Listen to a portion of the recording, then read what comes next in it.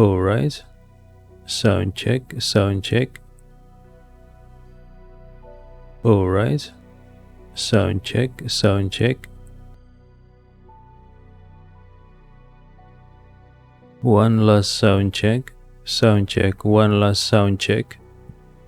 One last sound check, one last sound check.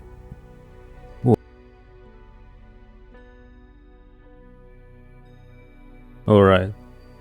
Final sound check. Alright. Final sound check.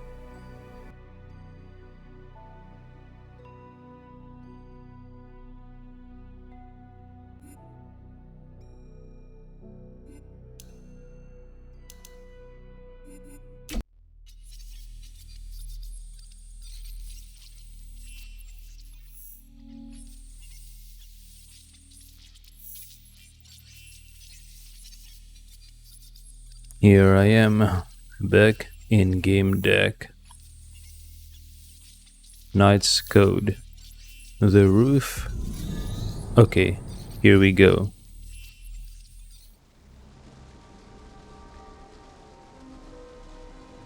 Alright, so I'm in a new cycle. I have 2 potato gomuin. Alright, examination of the signs. Moderate and calm, the meditation group.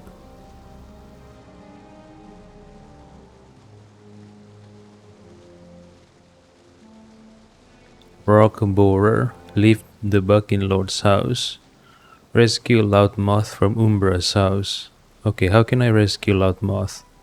Find all the clues in Lord's house.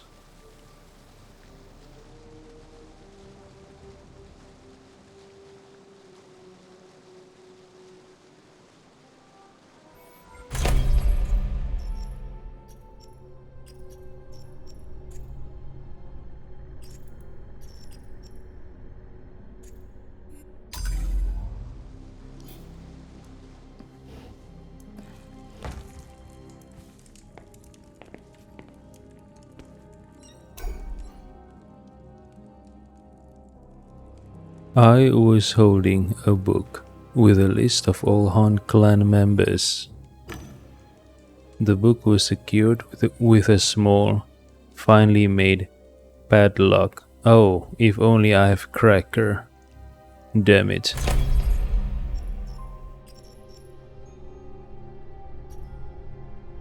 Yeah.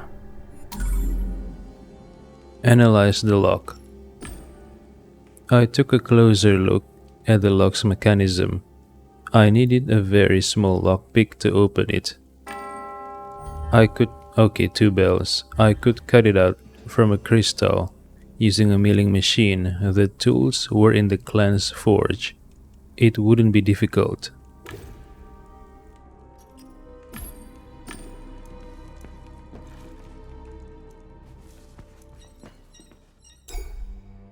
A meticulous record of signals from the tree.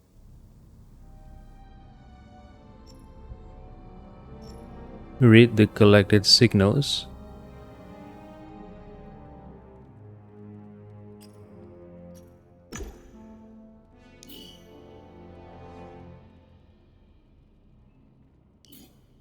I look through the notes on signals from the Tree of Knowing collected by clan members. They varied greatly. Intense feelings, wanton curiosity, belief that there's more to the world, or certainty that the material world is only an illusion. You mean the realium?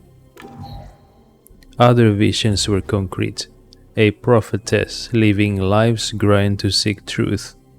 All visions were full of emotion, hope, and joy of searching. Winged happiness and birds symbolizing freedom. Lord must have interpreted this one literally, as the notes implied he procured a raven.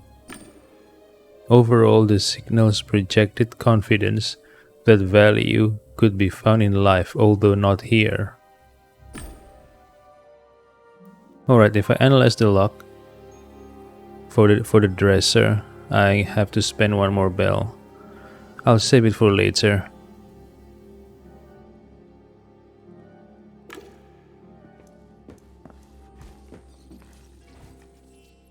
What is this mirror?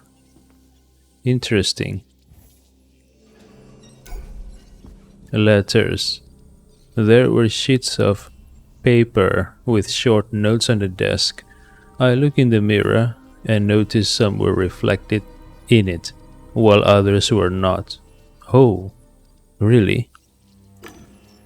After a moment of analysis, I realized that in the glass, I could only see those directly addressed to him. One bell read the notes addressed to Lord. They featured requests and orders. The latest, Lord needed to keep an eye on new recruits. One of them would be worthy to enter the tree. In the margins of the notes, I could see Lord's annotations. How does one identify the right recruit? With regular conversations. The notes weren't signed, so I didn't know who had recommended that Lord look into me. I assumed they meant me. Ah, I see.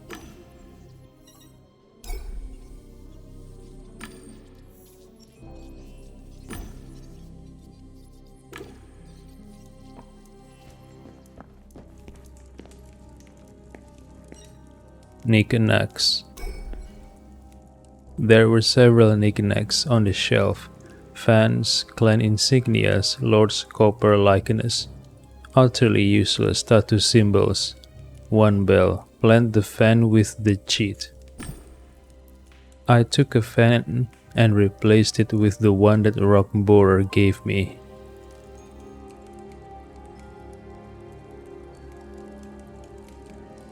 Alright, leave.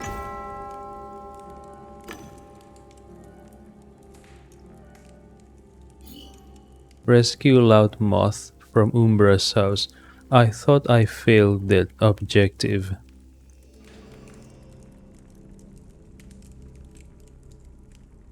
If I remember correctly, wasn't Rock Borer? Didn't Rock Borer? Okay, sorry, I have bad grammar. If I remember correctly, Rock Borer said, I need to wait for at least one full cycle to record the secret meeting. I'm still not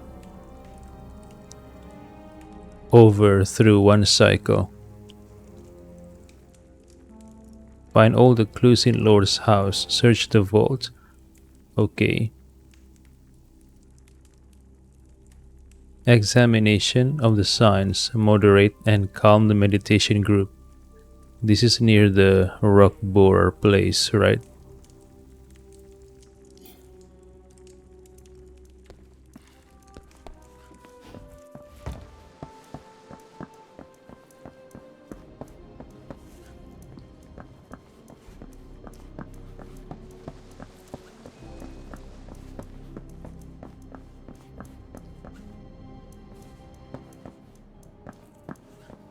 So I still have a chance to save Loudmouth.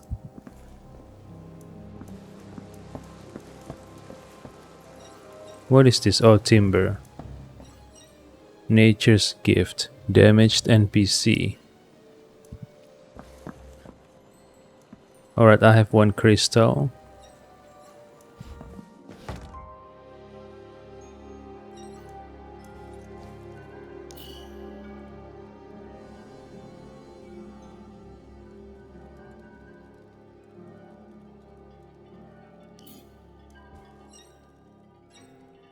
Hold on, the last time I interact with the bamboo mat, there was nothing I can do.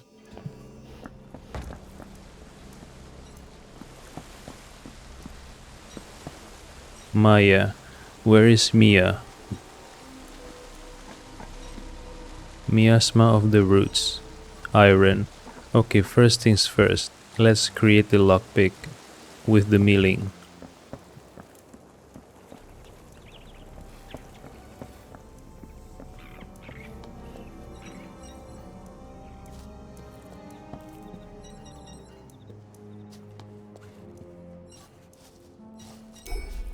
No, no, no, no. Okay, milling machine.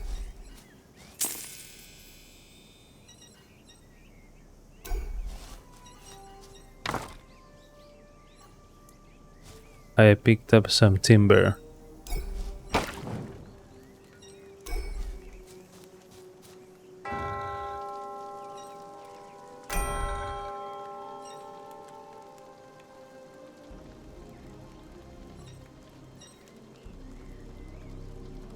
Wait, I don't need to wait. It's done.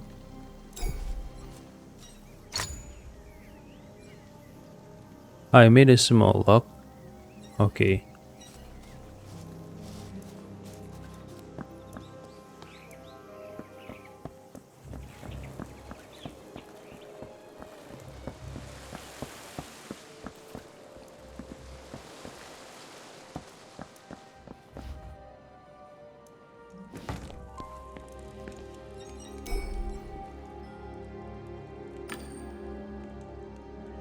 One bell, open with a lockpick.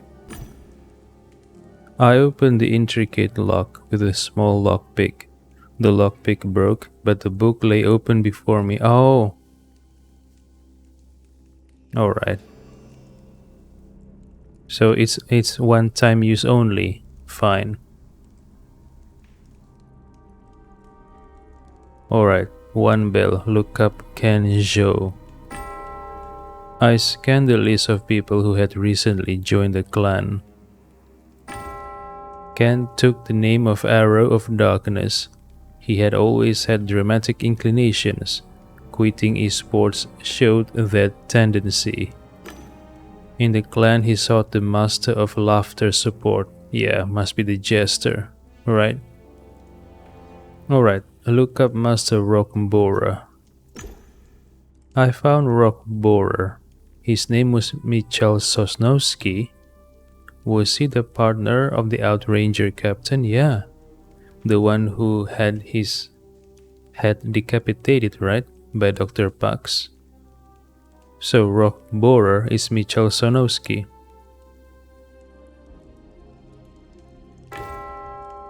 He was a Zoinot, like Trepanator. It seemed that his head... Wait, will he see me? Okay, good. He was a Zoinet.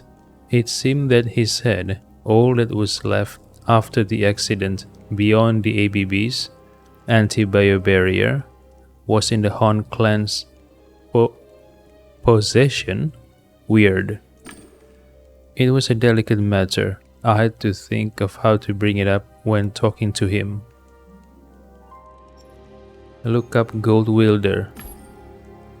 I found him. Gold Wielder was a recruit who had been forced into being Vault Master, a position he had never wanted. He turned out to be a 13-year-old kid, heir to quite a fortune. His info even included his grades. From a prestigious school, pretty good. The game, Knight's Code, was for players aged 16 and up. Okay, so he's below the age limit. One bell, look up Mistress Umbra. I found an entry on Umbra's shadow. She had been with the Han clan from the very beginning. According to the book, her name was Brenda O'Brien, and she was a 70-year-old accountant still employed.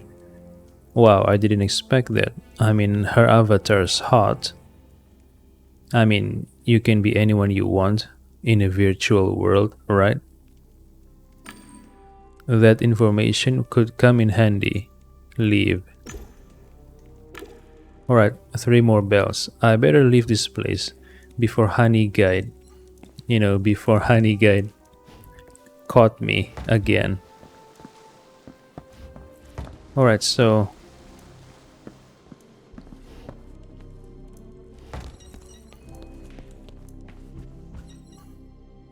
there's nothing here, right? The letters.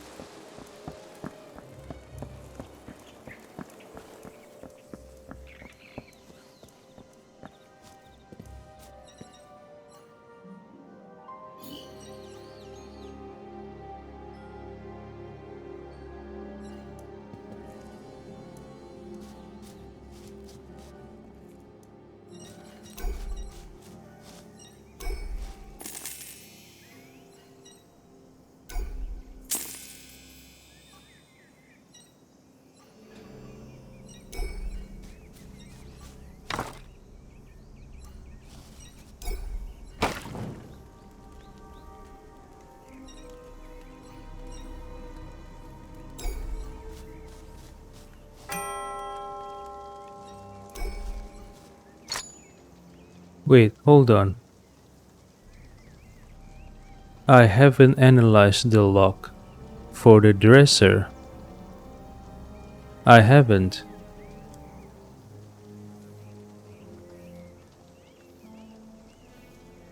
What if it doesn't use the same key? Shit. Okay, I have only two bells left. Let's use this time. Alright, I'm not going to find out whether I can.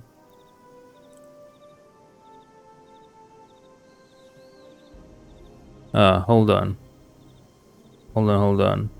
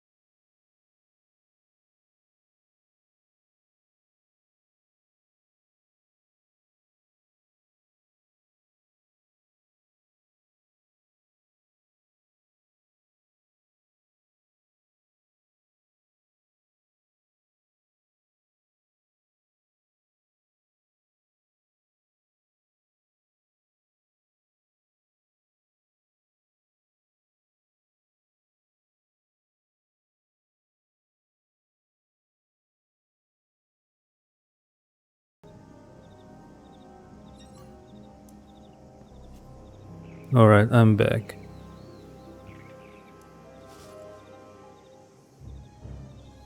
Yeah, I'm not going to try analyzing it right now. I only have two bells. Um Maybe I should do the examination of the signs, moderate and calm the meditation group. Or should I talk to Rock Boar about the info I came across about his identity?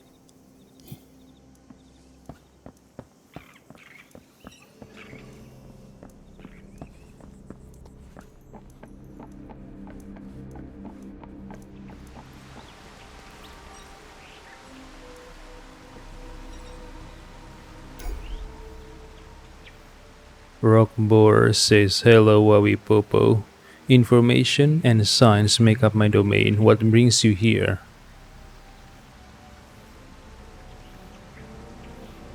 One bell. Say you know who he is. I found information about you in the Book of Trust. You're a Zoenet. Is it true that your Rendan belongs to the Hon clan? Rendan is a digital brain, right? Rock Boar's head drooped. Maintaining a Rendan is costly. I work for the Outrangers with my husband. After my death, we couldn't afford it. Lord Enlighten agreed to help me in return for a small favor from the Outrangers. One favor became two, then several. Wawipopo says, "You're a prisoner, I'm sorry." Rock Boar says, "I'm alive. The Hon clan is not the worst prison imaginable. It's my husband who pays the cost, being at Lord's beck and call." Alright, now I think I know what happened. The Hon clan pays the cost to preserve Michal Sonowski's brain so he can continue to live on as a Zoenet. I also remember in Umbra's house, in the Book of Trust, it is also there was also information saying that Hon clan knows about, if I remember correctly, the book says about an unauthorized incursion or unauthorized trip by the outrangers beyond the anti-bio barrier.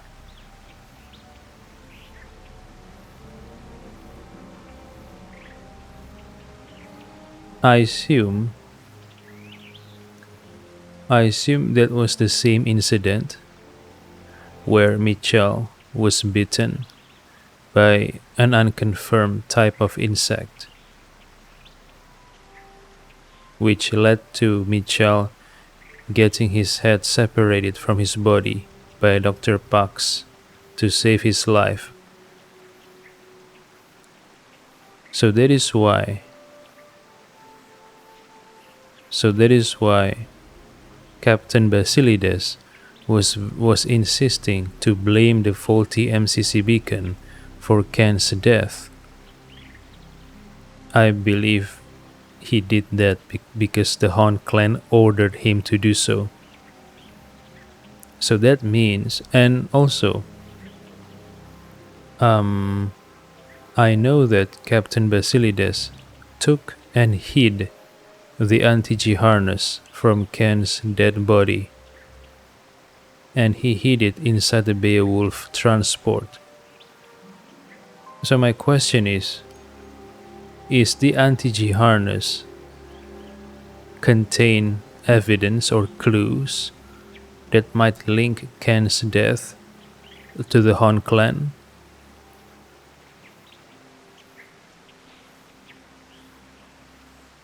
Most curious. One Bell, say you know his husband. I heard your name in Realium. Captain Basilides said his husband had an accident.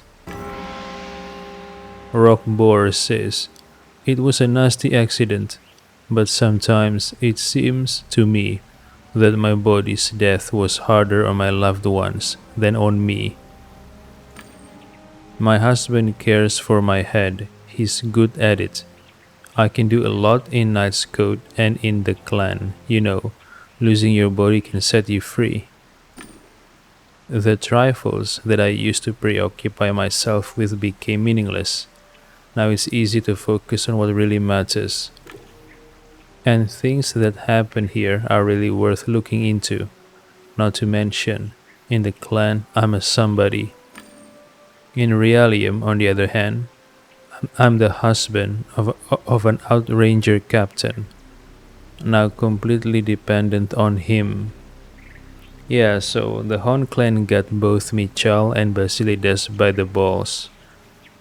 So that's why Captain Basilides took and hid the anti-G harness and insisted that Ken's death is because of the faulty MCC beacon. The Hon clan must have ordered him to do that, which means the anti-G harness contain evidence and clues that can link Ken's death to the Hon clan, right?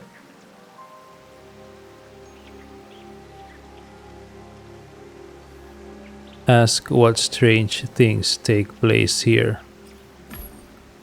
You mentioned that something worth looking into was happening here. Rock Borer says, the signs, haven't you picked up on their pattern? It's often inconsistent, emotional. They are very human, while also being able to impart surprising knowledge. It was the three signs that told me how secretive Lord really is. Aside from his being enlightened, we don't know much. He will discuss you and the clan but never himself, and his charm makes you not notice. Ask about Captain Basilides. When I met Captain Basilides, he was being blackmailed by someone. It could have been Lord, because the investigation brought me to the clan. Rockborer says, impossible. I'll have to talk to him about it. He's become so overprotective now. He doesn't tell me about anything troubling. Besides, recently I've been horrible to him. He's a sweetheart for putting up with me. Only, I'm still just a head. And it's the worst nightmare of my life, understand? A head. I hate Realium. I hate it. I hate it. Oh, I don't have Vox Populi. Yeah, I don't have enough creative yellow. I need 3 more creative yellow. Dang it. Make sure he's happy in the clan. You're kind of forced to remain in Virtualia, but you don't act like a prisoner. Rockborer says, I'm a prisoner of the sensory worlds, true. The clan helps a little with my head care fees. I don't really know why Lord is so generous. Maybe he has plans for me. A few more months and who knows, will I replace Umbra, become Lord's advisor? I'll have my hands in everything. Go back to other topics. Okay, I wish I have Vox Populi so I can convince him to contact his husband.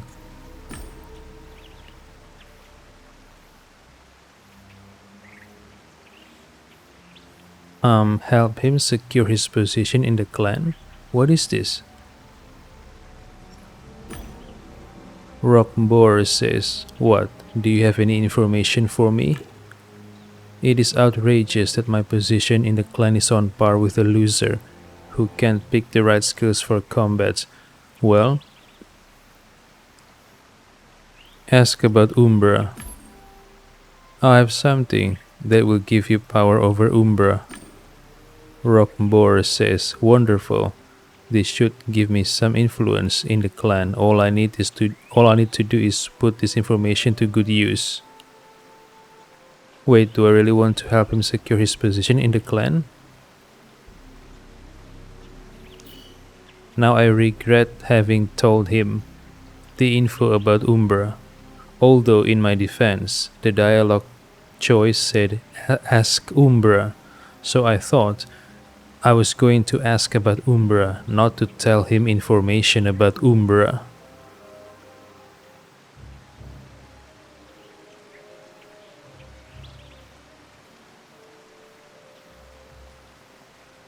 One bell, you planted the fan with the cheat at Lord's. I managed to sneak in and plant the fan with the cheat. Rockborer says, great. It's just a shame we won't know if there was any point to this whole operation until you bring it back.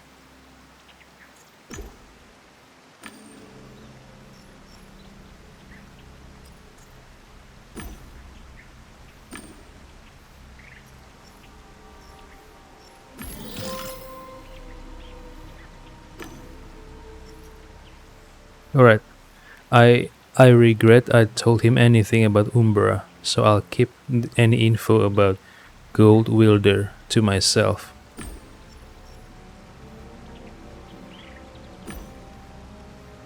I'll let you know if I learn anything. Honey Guide says, wham bam, the cycle's done. Run along to Lord's house. Tributary awaits your report. Go to him or you will be reprimanded. Alright.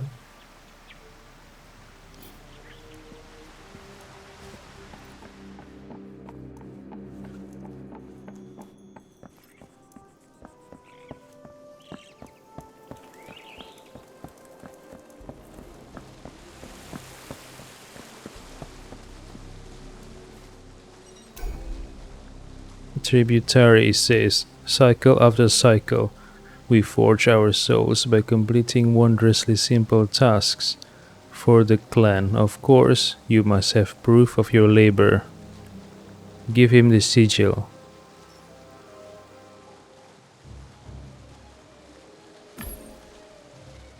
Yes, absolutely. Here's the token.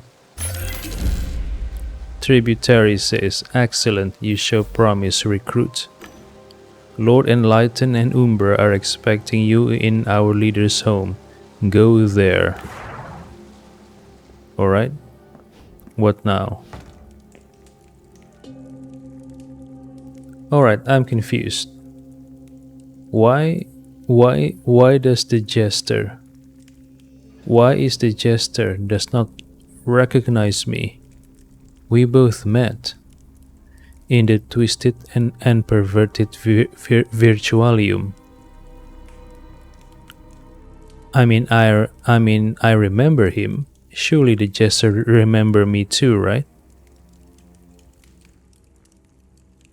I bowed as soon as I entered. Umbra Shadow says, If we are to trust you and reveal clan secrets to you, you should trust us as well. Prove that you do. Tell me something you don't wish to become public knowledge about you or the people in your life.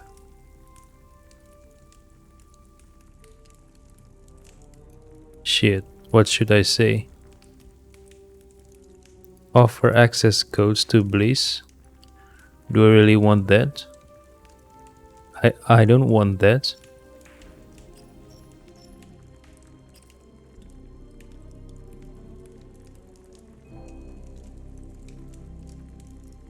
Admit what you did with Kid? What did I do? I didn't do anything to Kid, right? Admit that you didn't help Fredo. Yeah, why not? Recently, I was put on a case by BWI exec, Geoffrey Haggis. I was supposed to help his son. I didn't follow it through to the end. Umbra Shadow says, Secrets of the world's luminaries, bravo. You've just given proof of great trust and commitment. Hold on.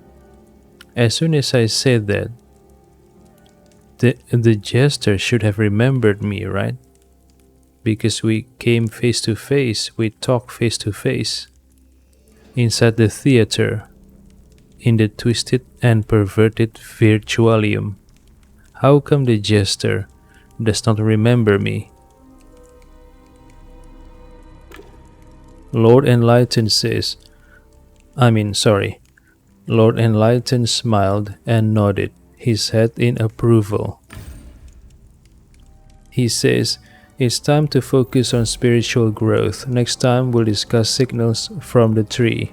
Remember to reflect and form an opinion on them. Alright.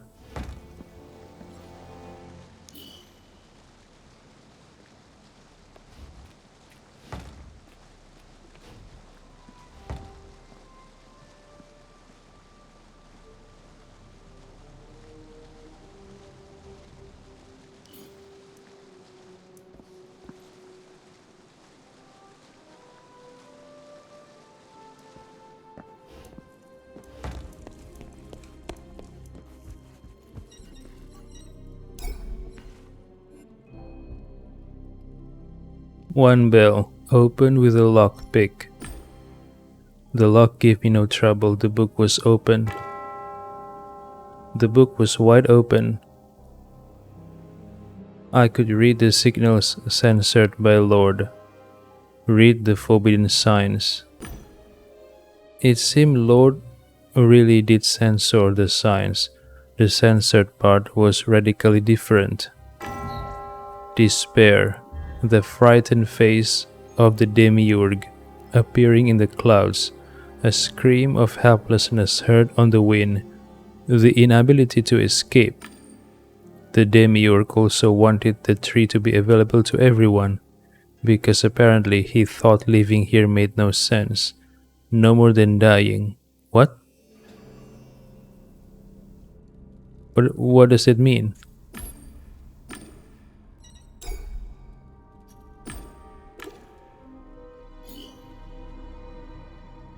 Alright, 2 more clues in the Lord's house. 2 more clues, what else?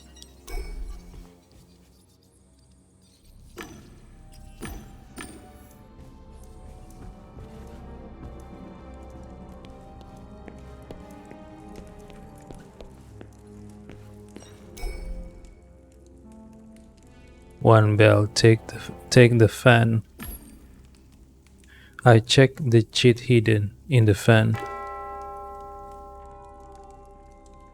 The cheat hadn't picked up any conversations yet. I left the fan in its place. I'd check again after at least 1 full cycle. Alright.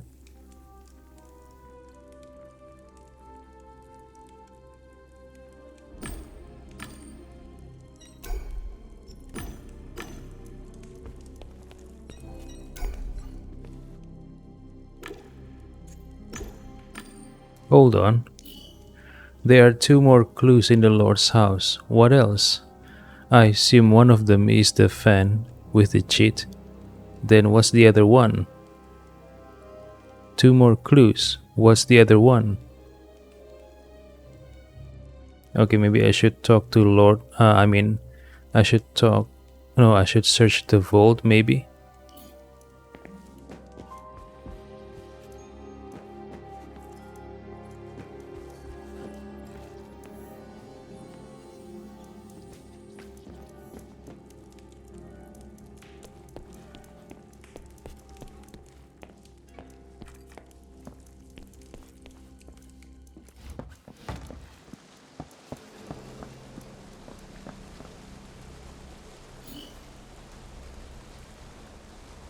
Yeah, for now, let's search the vault.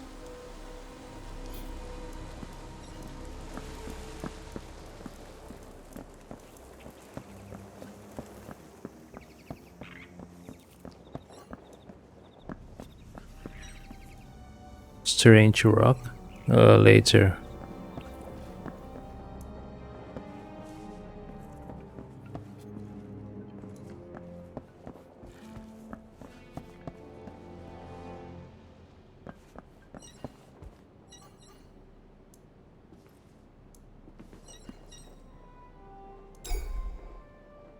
Gold wielder says I work and I wield gold.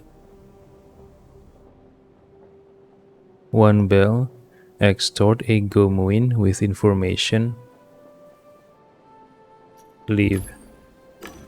I'm going to go. Hold on. What is this? Book of Finance. The Han Clan's Book of Finance. It was locked. I needed a very small lockpick to open a lock like this. Cheater, 1 bell, open. Locks like this run on simple algorithms. One of my universal lockpicks would do the trick. It worked, it opened. Check the table of contents. The Han clan's expenses and revenues. The recipe for a Gomuin. Check the records of clan finances. Most of it was encrypted, but what I managed to read was still interesting. All those who passed the trial period were obligated to provide financial support to the organization regularly in large amounts. It suggested that clan members tended to hail from wealthier social strata. Either that or they were just gullible. Check the Gomuin recipe. It turned out a potato Gomuin could be ground out from a steel. Clan currency could be made at the forge. I could make some for myself. Okay, steel and grind.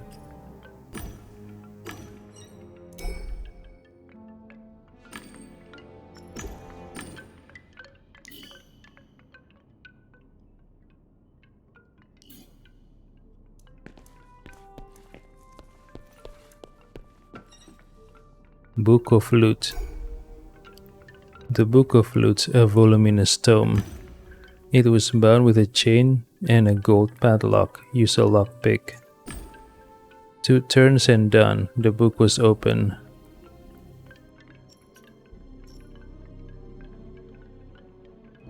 One bell. See what's stored in the vault. I checked what else was in the book of loot besides stories. Information on items in the vault. Interesting. The chest contained the equipment of all those who had entered the tree. Sealed pouches held the belongings of those locked inside. Items. See what Ken left behind. Kenjo entered the Tree of Knowing as an enlightened. He left behind Katana of Vigilance, a crystal bow, notes.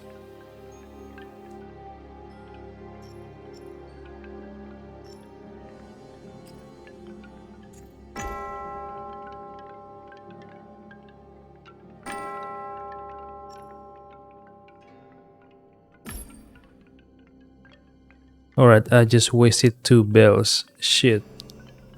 He left behind Katana of Vigilance, alright. Loot from the last battle.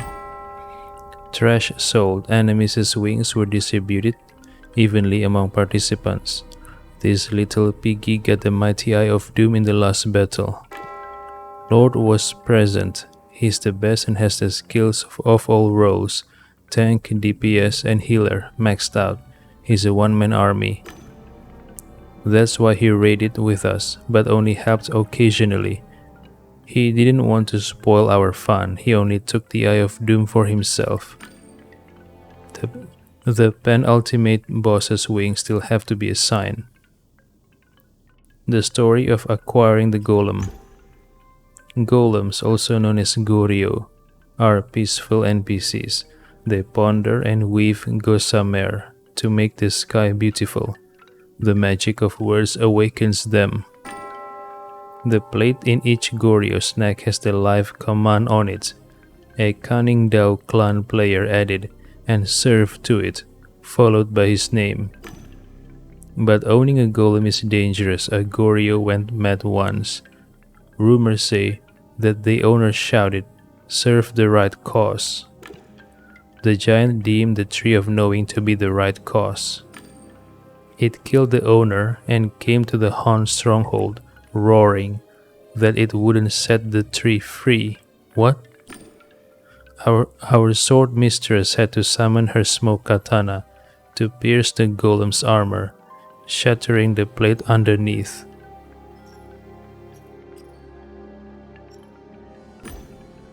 I closed the book and left. Okay, 3 more bells. Hold on. Am I allowed to be in the vault? I forget. I know I'm not allowed in the Lord's house and in the Umbra's house, but am I allowed to be in the vault?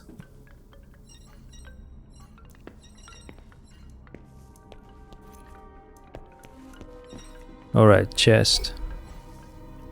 A treasure chest holding equipment the clan members would leave behind as they were entering the Tree of Knowing. The chest was secured with a small lock. I thought I could open it with a small lockpick. 2 bells. Open the chest with a cheat. 2 bells? No, let's use the lockpick. Only consume 1 bell. I had the right lockpick with me. The little thing broke, but the chest opened. There wasn't much in the chest, clearly. Someone had already looked through it before me.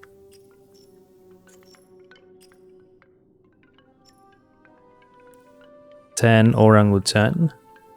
Alright, go through the belongings of Unerring Arrow of Darkness.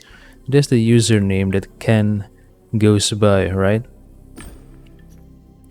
The pouch was signed with Kenjo's name.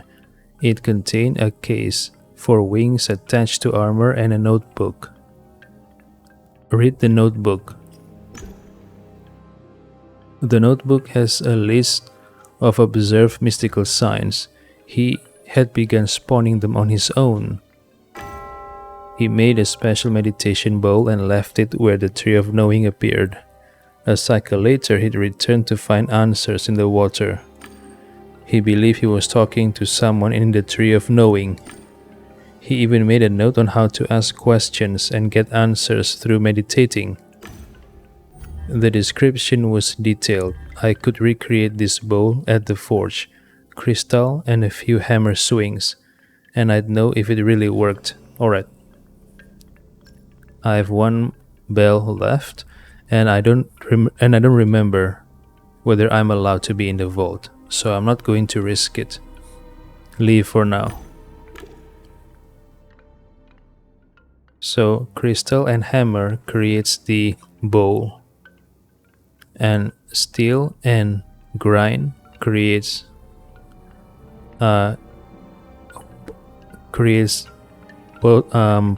potato gumuin. All right.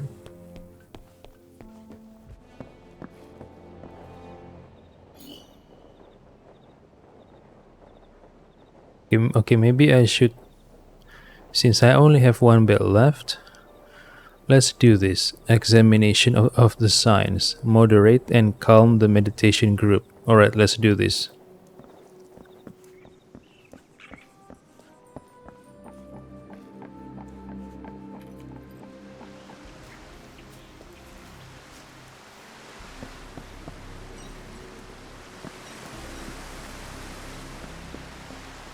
Alright, this one, right? Meditation group. Ogian Walkie says, "Greetings. We interpret the mystical signals from the Tree of Knowing. Every recruit is welcome here. It is the signals from the tree that lead us to enlightenment. They are the source of happiness for all members of the clan. Will you be joining us? 3 bells, participate, yeah, why not? I definitely wish to learn more about science." Ogian Walkie says, "We can't agree on what signal to discuss next. State Beetle wants to talk about how signs in the grass tell us of suffering, and Sight's Edge." Okay. Talk about the signs on the toast. Talk about the signs of suffering. I think we should listen to State Beetle. State Beetle says, "As I listen to the rustling blades, I feel them. They moan. Signals from the tree. I'm helpless against the suffering. It's a cry for help. Ask about a specific specific message. But did you hear any words in this rustling grass? Did anyone say something?" State Beetle says, "There were some words, but they were inaudible. I don't know what was said. I mostly focus on the emotions.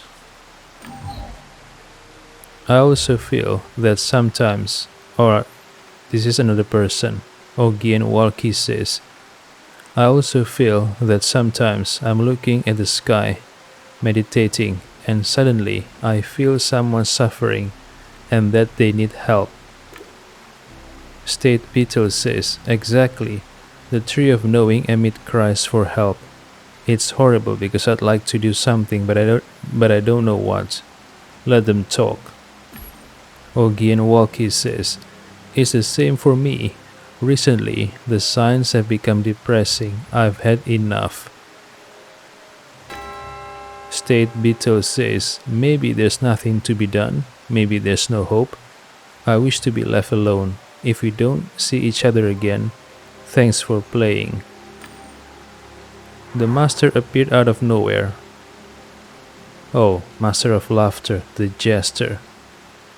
He says, "I'll never understand what makes people so susceptible to emotions. It's predictable, but so ineffective. You definitely shouldn't be left alone now, recruit. Your emotions are clouding your judgment. Think, so far, you've been chasing your tail." As a clan master, I declare this group's meeting suspended. Come, Beetle, I will look after you. Oh, no. Is something bad going to happen to Beetle? Honey Guide says, "And so the cycle is complete. Time to dash to the house of Lord Enlighten." I hope that tributary is pleased with your account. Go to him. I wouldn't want to give you a reprimand. Alright.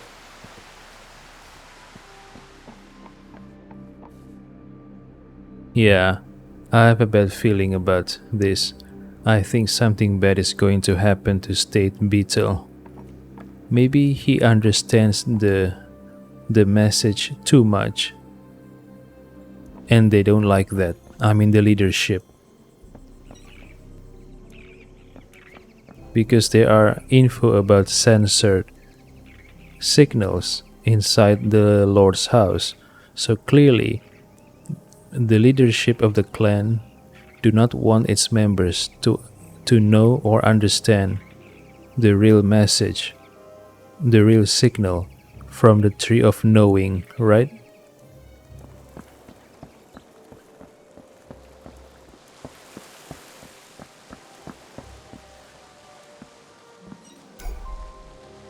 Tributary says, you have a Gomuin for me, right? It would be shameful to show laziness. Give him the Gomuin. Laziness is the worst thing under the sun. Here's the proof of my commitment. Tributary says, you warm the cockless of my heart. Wait, you have a cock? Okay, never mind. Now run along to Lord's house. He and Umbra wish to talk to you.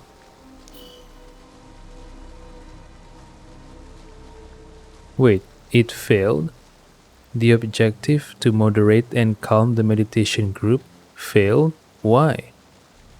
Why did it fail? I don't understand. Why did it fail? Shit.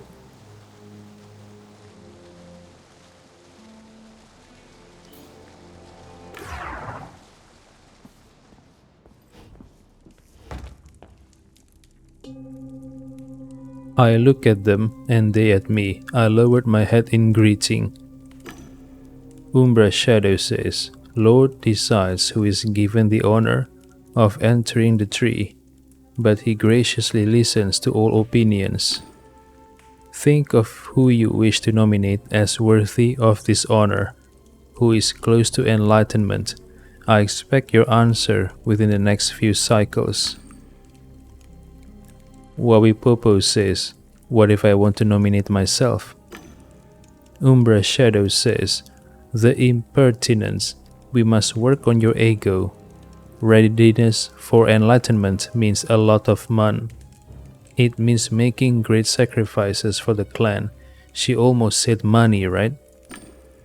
Lord Enlighten says, let him ask. Questions help find wisdom.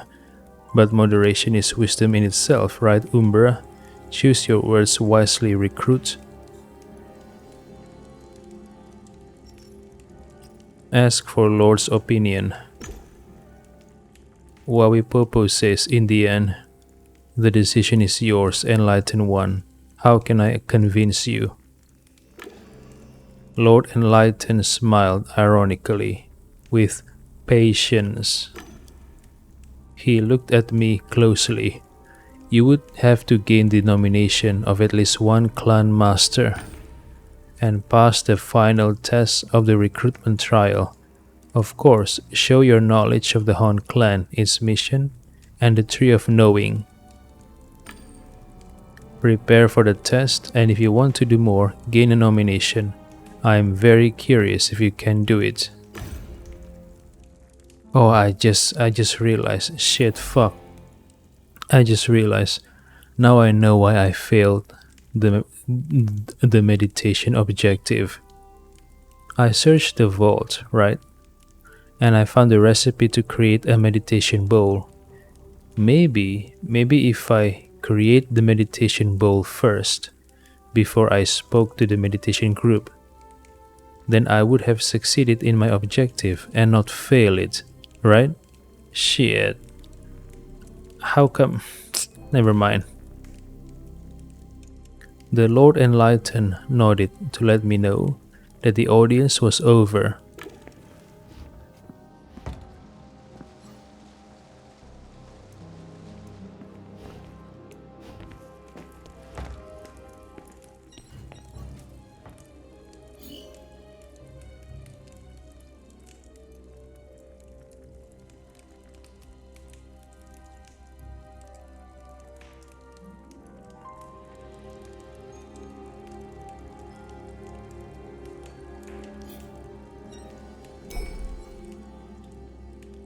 Okay. Take the fan. I checked the cheat hidden in the fan. The cheat had not picked up any conversations yet. I left the fan in its place. I check again after at least one full cycle. Shit, alright. Just waste my bell.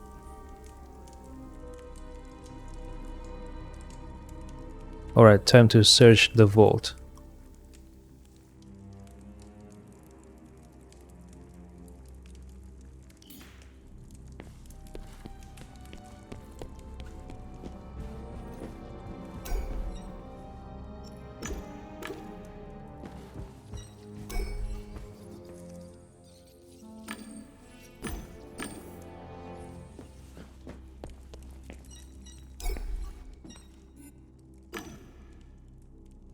Oh, here it is.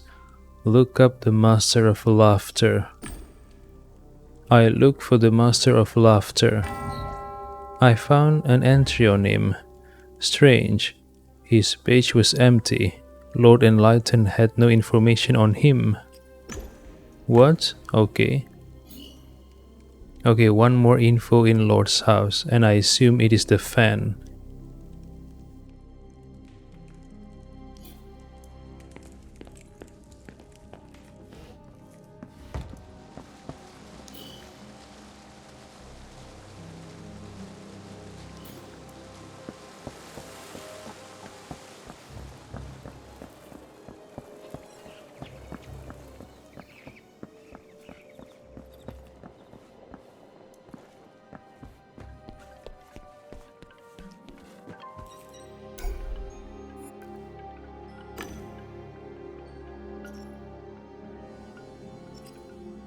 Alright, look through 10 orangutans things.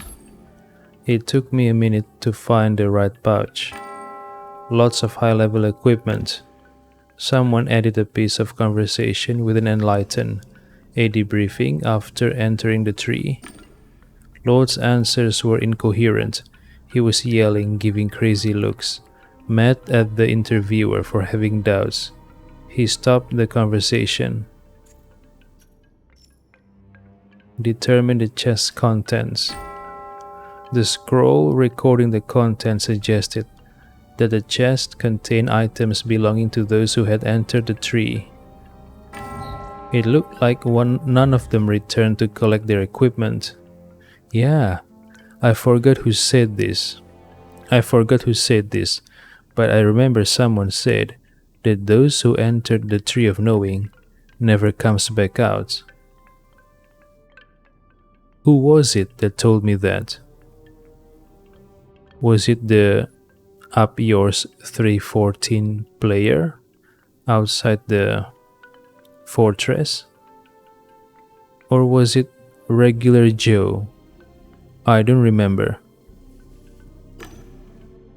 All their things were here, as if entering the tree meant game over, permanently. Why didn't they return here even for a moment? I recalled the list of Umbra's prisoners. Most of those chosen for the tree had a record of being punished for breaking the clan's rules. Alright, so Ken Zhou entered the tree, right? And after he entered the tree, he died. So, does that mean everyone who enters the tree will end up dead just like Ken Zhou? Really? Look through the entries randomly. I skimmed through the quest logs and chat logs of people who had entered the Tree of Knowing. Many of them stressed that Lord's use of the phrase, "spread your wings and fly to enlightenment," was intentional. Some described the wings as a vital piece of equipment. Others wrote about birds. Hold on. There was a holographic bat wing on Ken's dead body. Is this connected to the vital piece of equipment?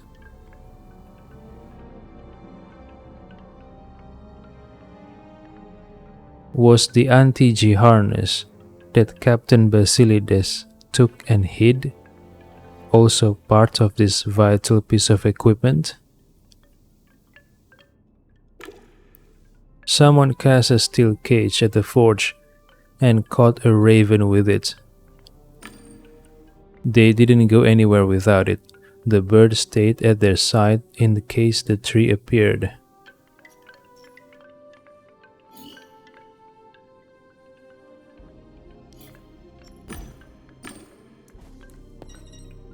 Golem's cracked plate. The golem's shattered metal plate was glistening in the display case. The inscription said, "Agorio plate, inspect." The plate was cracked from the impact. It had some words carved into it. Damage made it illegible. All I could see were small scratches forming the number 314 at the bottom. That number again. What's with this number? A sign label had a reference to a specific page in the Book of Loot. Alright, maybe I should go back to the Book of Loot.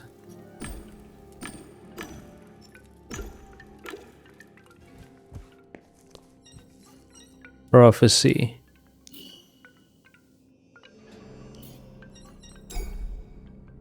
In plain sight lay the gold-framed text of the Han clan's prophecy. Infotainer analyzed the text.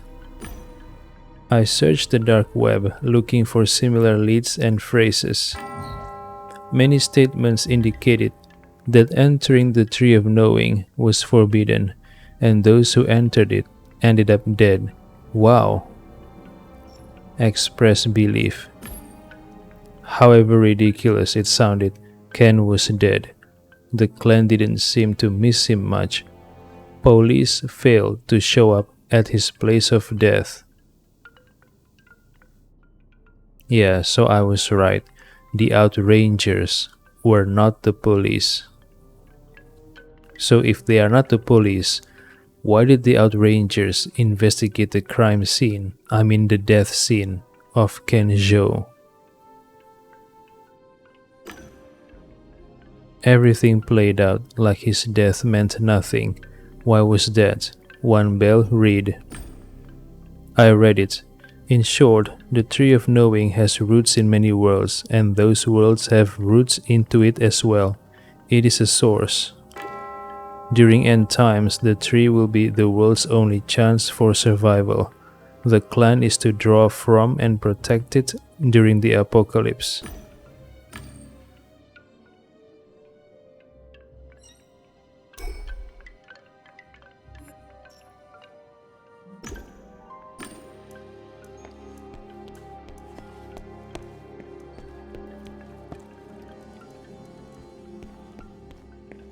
Alright, so there is a label in the golem's cracked plate that refers to a page in the Book of Loot. So let's check the Book of Loot again.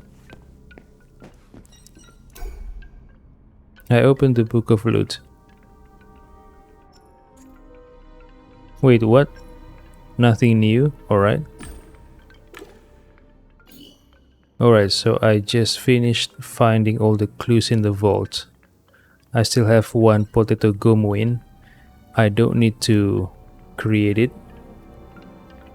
Alright, create a meditation bowl like the one Ken used.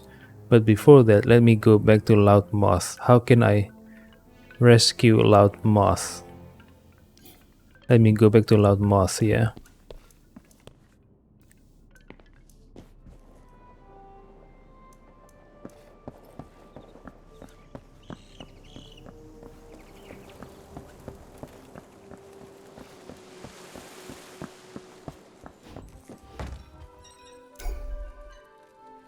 Ouch, the bamboo. Oh, I need programmer, I think. I don't have programmer. Oh, well, I do have programmer. Okay, hold on. Let's unlock it then.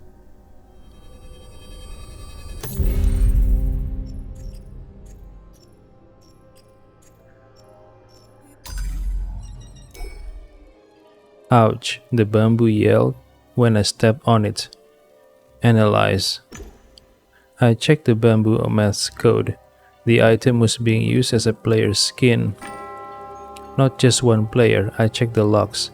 Previously, Ken Zhou had been trapped in the mat, and others before him, Brave Echo, Mute Moss. The list of those imprisoned in a bamboo mat largely corresponded with the list of those who had entered the Tree of Knowing. Hop on the mat? I've done it. Wait, so the programmer's skill does not allow me to help Loud Moth? What a waste of time. What a waste of bell. Yeah.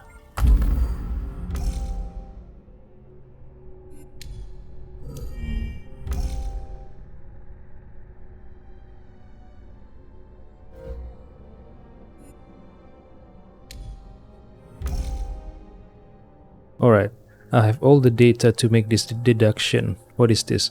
What happened to those who entered the tree? Signs of happiness and liberation. Signs convey emotions of happiness and hints on how to become a free and self-aware person. Death reports. Several people who had entered the tree died in accidents soon afterward. Lord knows what it's like in the tree. Lord said he derived wisdom from his visits in the tree. Ken in the tree. Ken entered the tree shortly before his death. Tree for former players. None of the people who entered the tree still play with the Han clan. They stopped playing altogether. Madness in the tree. Encountering the signs and the Tree of Knowing drove some entrants crazy. Pleasing signs. Sometimes signs sent from the Tree of Knowing look like pleas of help. The Tree of the Enlightened. The Tree for the Enlightened. Entering the Tree of Knowing is a reward for those who evolve spiritually. They never left. For better or for worse, entering the tree ends your life. I don't think entering the tree ends your life.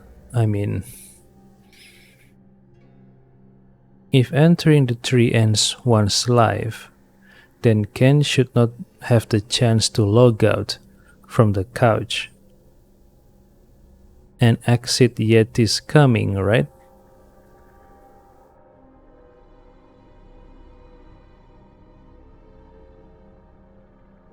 Okay, think it this way. If the people who go into the tree are dead,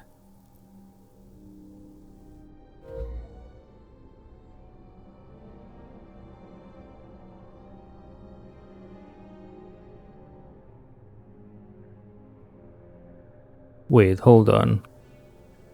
Several people who had entered the tree died in accidents soon afterward.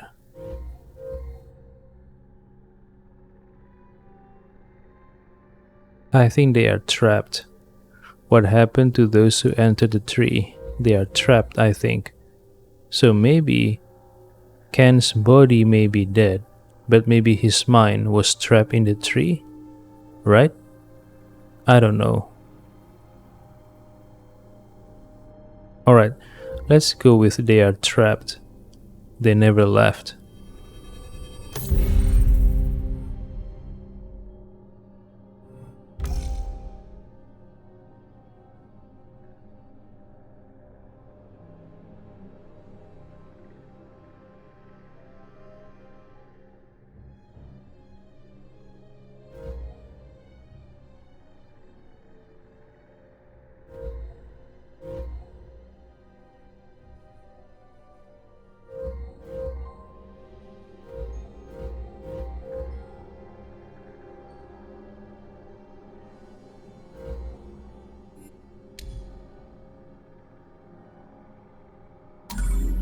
Alright.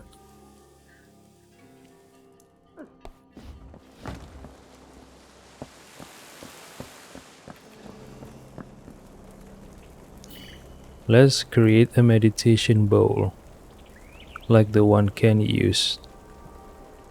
Yeah, I think I remember the recipe. It's crystal and grinding, right? Crystal and grinding.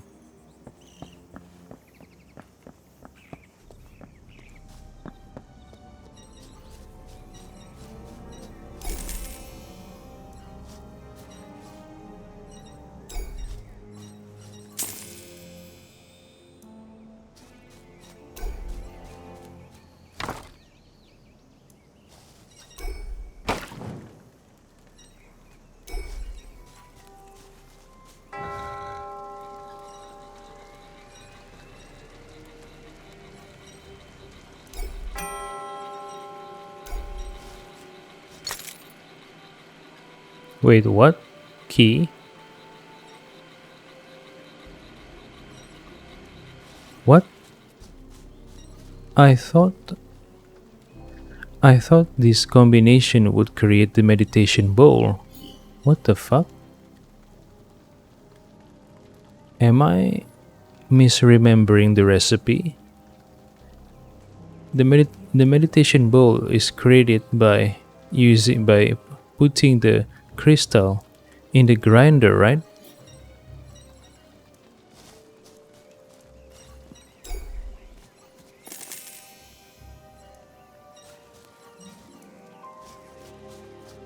Yeah, crystal plus chisel creates hold on.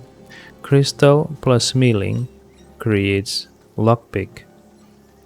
Crystal plus grinder creates key. Wait a minute. I thought the combination of crystal and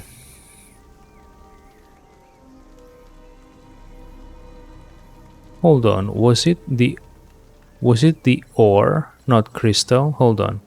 Let me try the ore. Oh, not ore, iron. Okay, let me try the iron.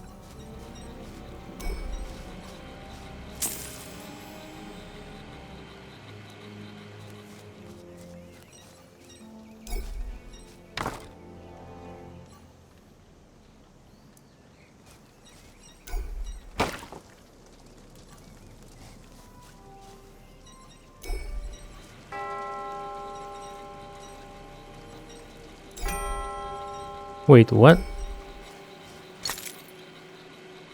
Another key? Am I misremembering the recipe? Hold on, let me go back to the vault.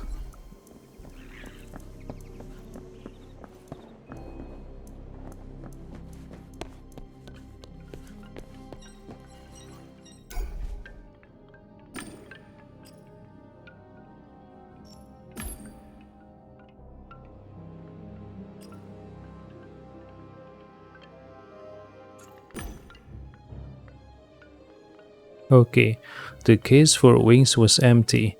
The imprint suggested that they were an exact copy of those Ken was wearing when he died. Bad wings. What?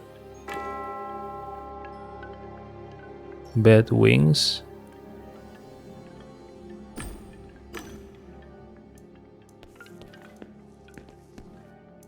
Wait, where did I found the recipe to create the meditation bowl? From the vault, right?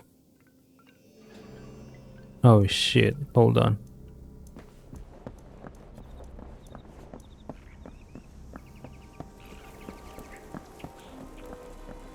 Okay, so the game deck made a comment that the complex key opened a door to the right of the Lord's house.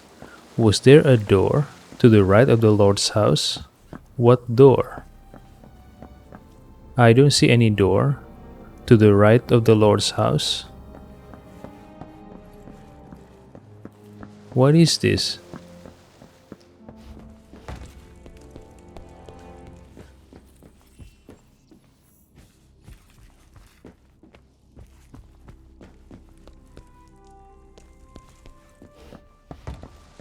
Okay, let me...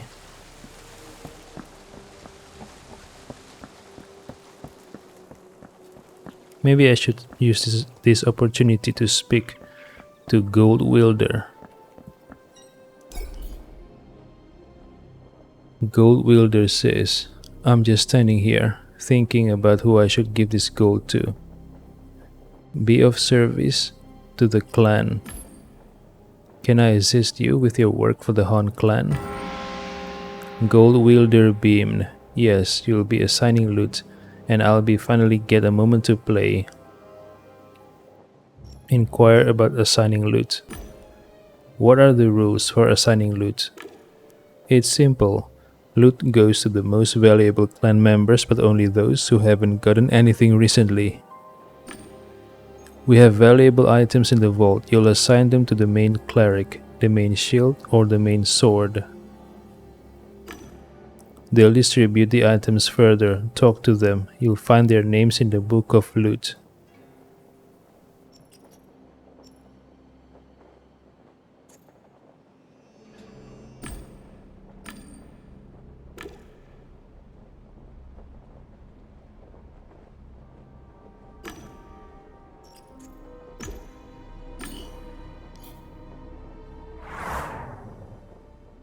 Honey Guide says, time flies, doesn't it?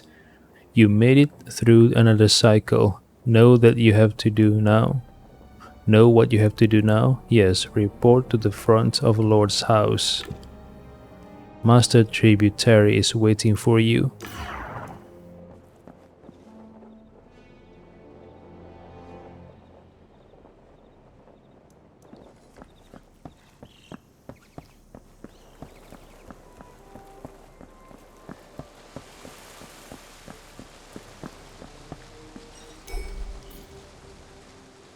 Tributary says, commitment is the antithesis of cynicism and nihilism. It strengthens our humanity.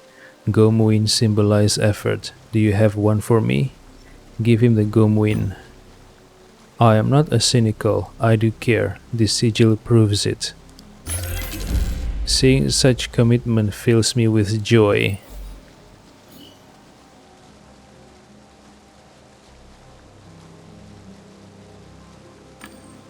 Now go to Lord's house and give an account of your work and thoughts. He and Umbra are waiting for you.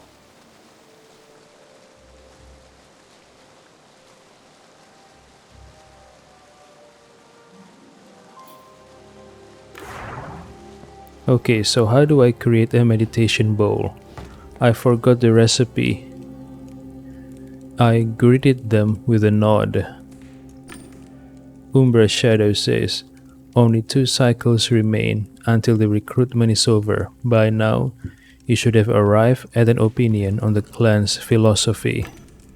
The clan is gathering information about the 3 signals. Only Lord knows how to interpret them, but everyone should know what to think about them and the 3. Meditate, think. At the end of the next cycle, we will ask you about the path of enlightenment. You will have to arrive at cohesive conclusions regarding those who have entered the 3.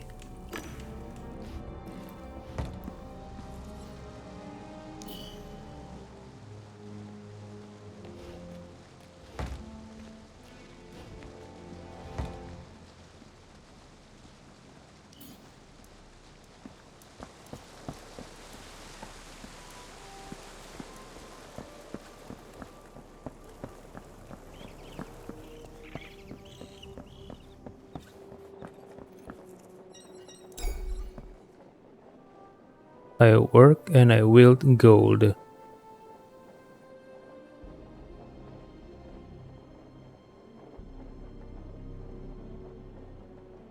Extort a Gomwin with information. I know you're violating this game's age restrictions. If I report you to the admins, you're gone. Permanently. Gold Wielder says, no please, I put so much time into this character, and I'm trying my best to be a good clan member, I really am, come on. Wowie Popo says, sure, I can keep this information to myself if you give me a potato Gomwin. Gold Wielder says, I'll make it too, but I have your word not to tell anyone, right? You made a promise, remember. Gold Wielder shoved 2 Gomwins into my hand.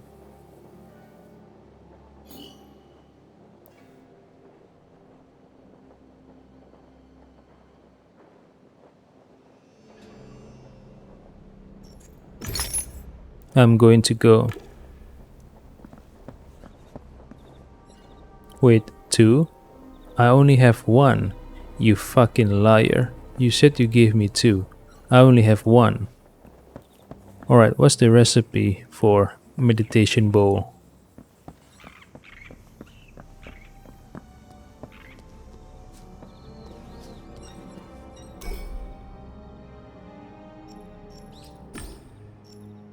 Crystal with a chisel. Oh, with a chisel. Fuck. I was wrong. Alright. for 2 5 bells. What about potato gomuin? Okay, steel and milling machine for 3 6 bells. Okay. Potato gomuin, steel and milling machine for 3 6 bells. Crystal and chisel. Okay. Meditation is crystal with chisel. Okay, crystal, chisel for 2 to 5 bells. Gomuin, steel with milling for 3 to 6 bells. Small lockpick is carved from crystal using a milling. Okay. Crystal chisel, bowl, crystal milling, small lockpick. Potato gomuin is steel and in a milling machine for 3 6 bells. Alright.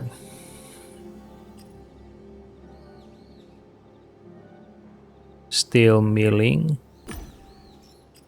crystal milling, crystal chisel. Alright, let's create the meditation bowl.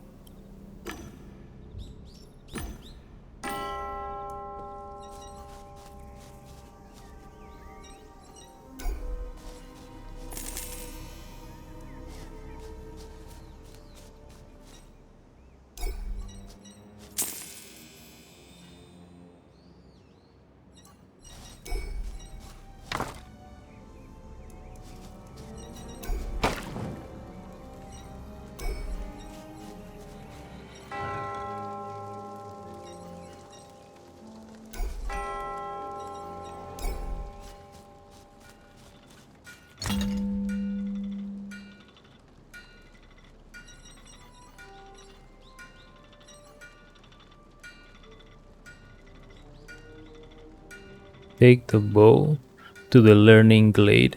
Where's the learning glade?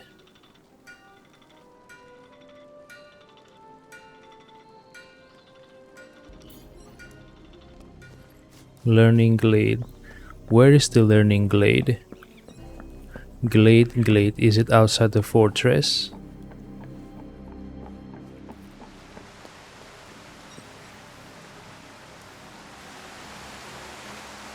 Is this it? Learning glade? Where the fuck is the learning glade?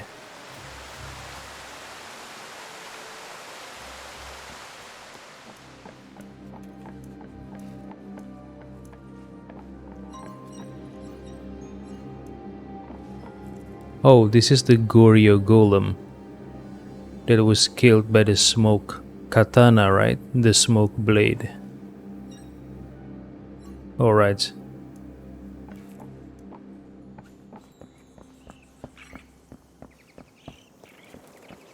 Is this the learning glade? Is this it? The learning glade? I don't think so. Maybe it's outside.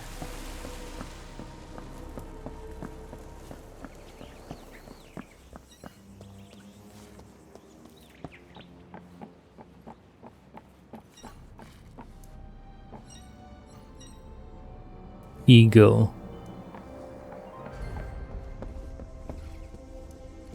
Where's the learning glade? Is it here?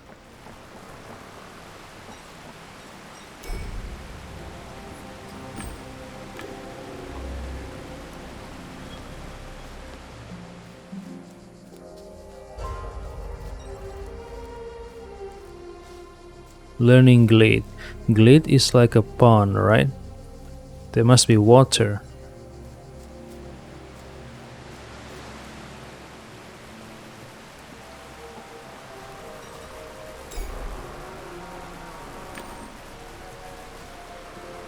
Wait, there are 2 loud moths? I'm confused.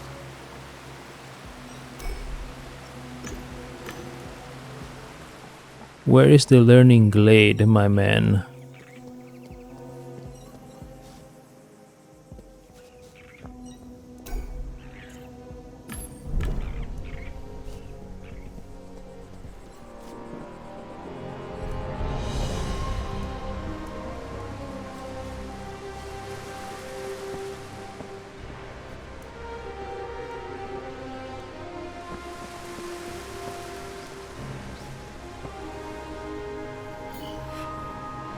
Take the bow to the learning glade. Where is the learning glade?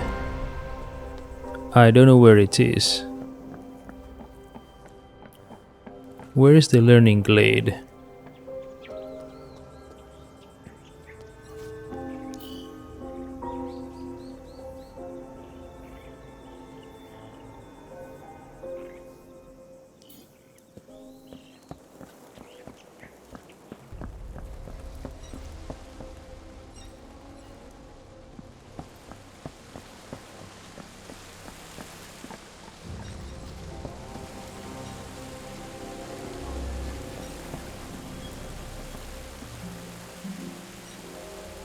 Snail? Nights could hum with a life, a perfect world in which to meditate and look for enlightenment.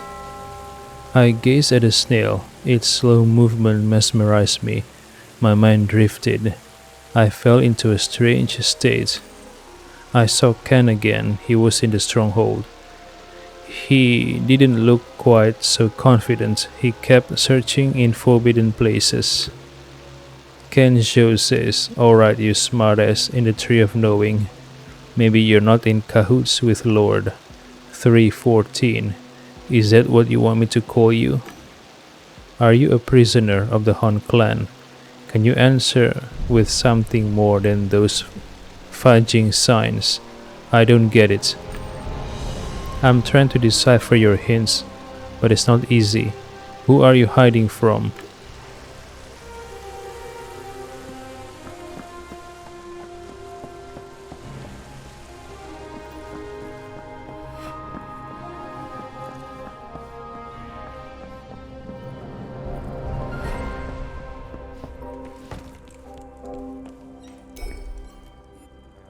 Take the fan.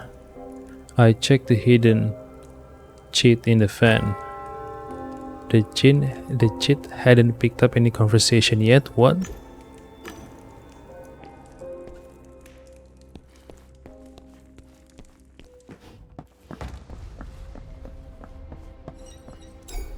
What do you want, worm? Blackmail her with information from the book. Ask to be nominated to enter the Tree of Knowing. It would mean a lot to me to gain access to the Tree of Knowing. Can you recommend me to Lord? You wish to enter the Tree of Knowing? You believe yourself worthy? Well, I have witnessed your loyalty to the clan and to me many times. Sure, I'll recommend you. Alright, farewell. Now I just need to take the bowl to the learning glade. How can I do that without knowing where the learning glade is? Shit. Oh fuck, I forgot one thing. I forgot to record my gameplay. Shit. Okay, never mind.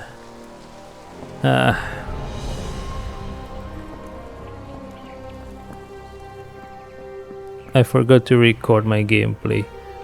Fuck.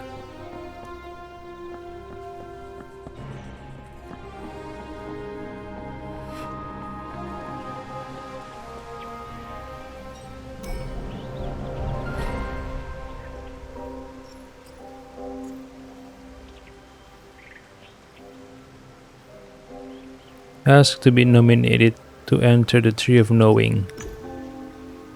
It would mean a lot to me to gain access to the Tree of Knowing. Can you recommend me to Lord?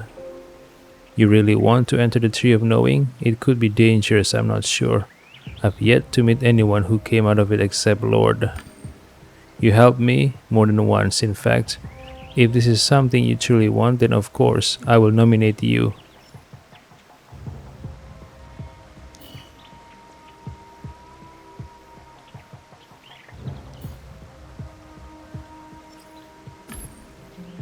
You mentioned a group dedicated to expanding knowledge. In the clan channel, I saw that you had a quest from Gold Wielder. Finish it first, then return and we'll talk about the meditation group. I may also have to task for you I may also have a task for you that will make you of service to the clan. Wow, I can't read today. Why?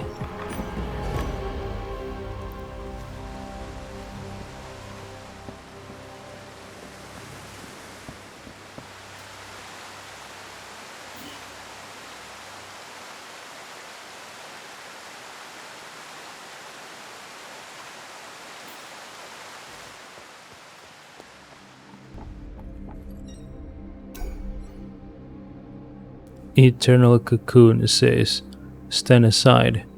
I wouldn't want to damage you accidentally.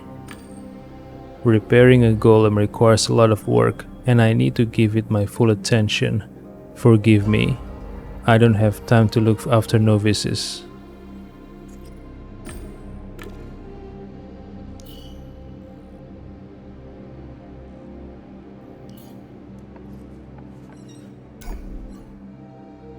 The stone golem was a few stories high. His bulk had frozen while climbing to the stronghold. I stared at his face, though I was blinded by the sun. Exceptional. My mind drifted. Colors around me faded. I fell into a meditative state. Ken was talking to someone he called 314 again. Kenjo says, why me? There are so many people willing to follow your signs. Why are you showing me more? Do you really want me to believe I have been chosen?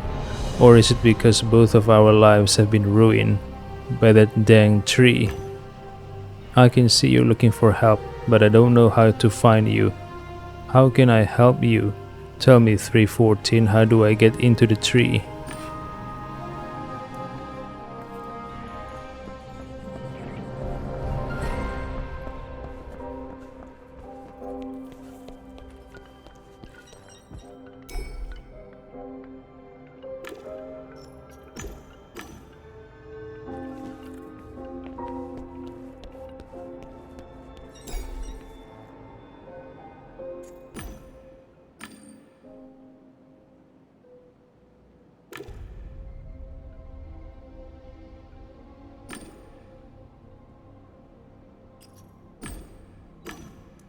You'll find their names in the Book of Loot.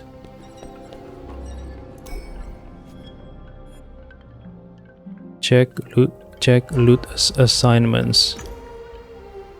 The candidates set to receive loot from the last raid were representatives of 3 roles: Sword, Cleric, and Shield. Gold Wielder was terrible at keeping records. The book had no helpful information. At least he wrote down their names. Eternal Cocoon was the Shield, Rock Borer was the Cleric, and Miasma of the Roots was the Sword. Alright.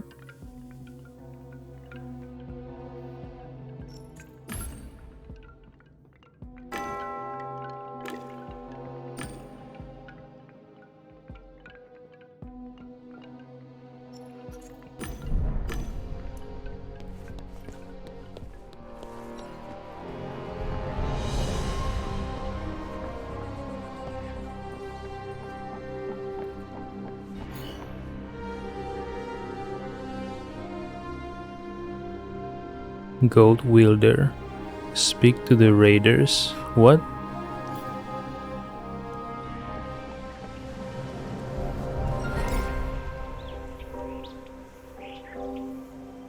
Talk about distribution of loot. Gold Wielder told me to distribute loot. Are you the clan cleric? Rock Borer says, I haven't been raiding much lately, as it's not that important. I recently got some loot, so going by his silly rules, it wasn't my turn. But I could use some things. Give me some loot and you'll get a Gomwin. I do a lot for the clan. Recently, I've been babysitting recruits, teaching them about the 3 signals, so you know. I'll think about it.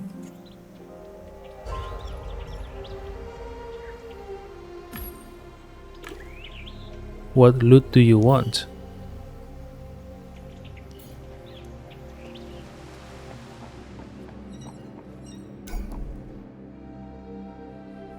Eternal Cocoon says, Do you think that pestering masters will help your advancement in the clan? Ask about Golem. Who's the giant? Eternal Cocoon says Agorio. It attacked the stronghold, but our sword mistress smashed it. As usual. I'm glad she stopped when she did. There's potential here. Right, anyway, this Gorio could be ours. A clan with a defense golem as a shield. I wouldn't mind a giant taking the brunt of the damage. I'd finally advance, and they'd stop treating me on par with that loser, Gold Wielder.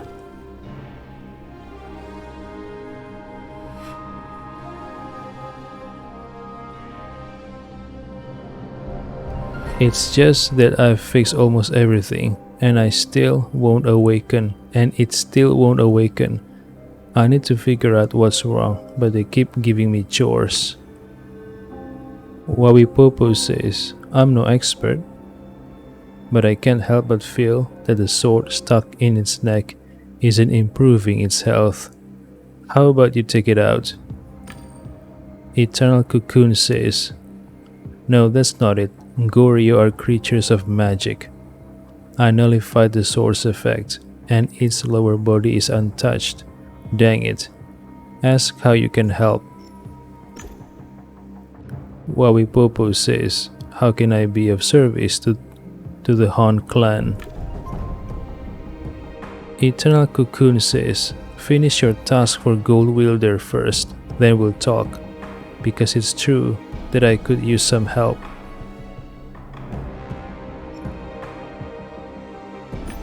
Alright. Speak to the raiders.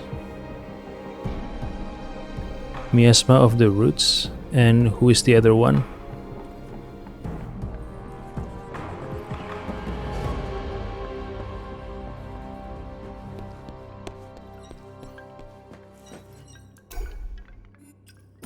Miasma of the Roots. Rock Borer. Wait. Eternal Cocoon was the shield, right? I spoke to her, but she didn't mention anything about loot assigning. What the heck? I spoke to Rock Borer. I get 1 out of 3. I spoke to Cocoon, but nothing happens. Alright, let's go to Miasma of the Roots.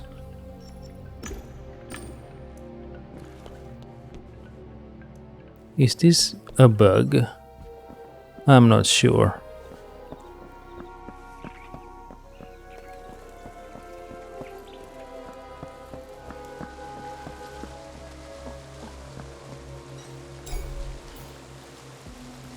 Oh, this is Mia. Of course, Mia.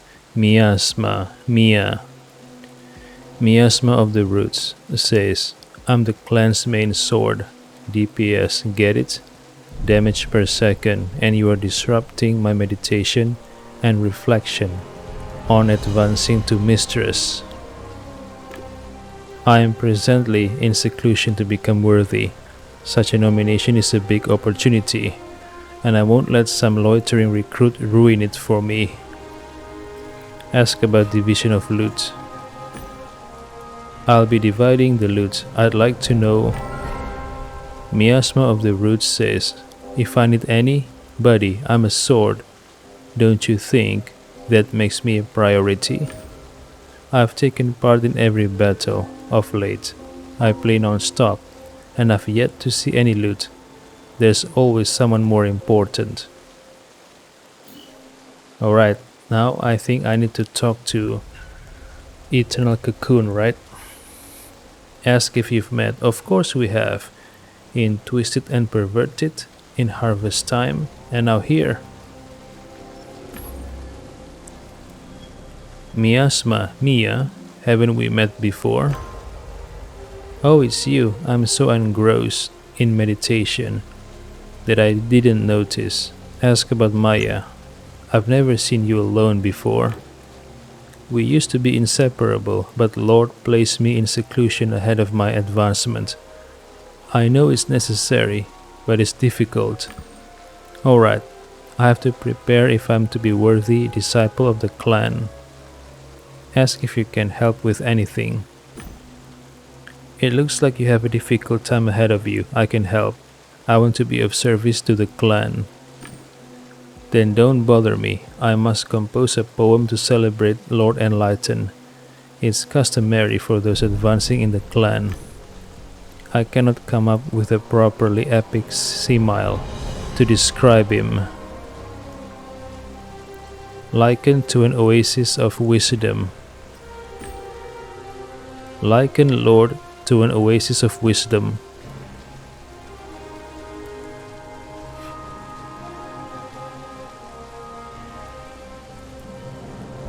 Or to the ultimate truth. Isn't that what he is to clan members? Your suggestions have the Nets rhyme generator beat. Help me, yes, I'll give you a Gomwin, but the simile must involve something that's in the stronghold. Lord only accepts genuine experiences. Have a look around the stronghold. Live like a clan member. If you see something fitting, tell me. Help her with the poem. I had a look around the stronghold. I think I can help you with a poem celebrating Lord. Great. The first stanza praises the clan. The second is about Lord. His simile must be epic and involve the stronghold. What should it be? Okay, the first should praise the clan.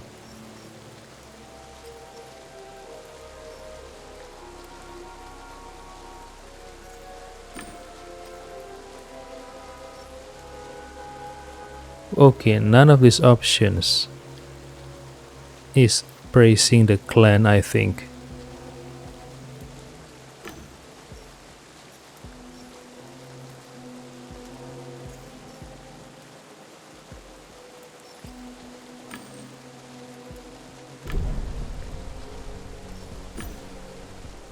I need more time to think it over. I'll be back later. Alright. Now speak to Eternal Cocoon, right?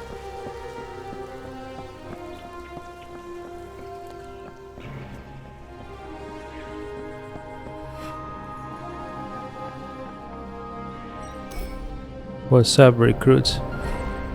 Wait, what? Is this a bug? I spoke to Rock Boar and Miasma of the Roots. I got 2 out of 3. They are both cleric and the sword and the shield is Eternal Cocoon. But there's nothing here. What the fuck? Ah.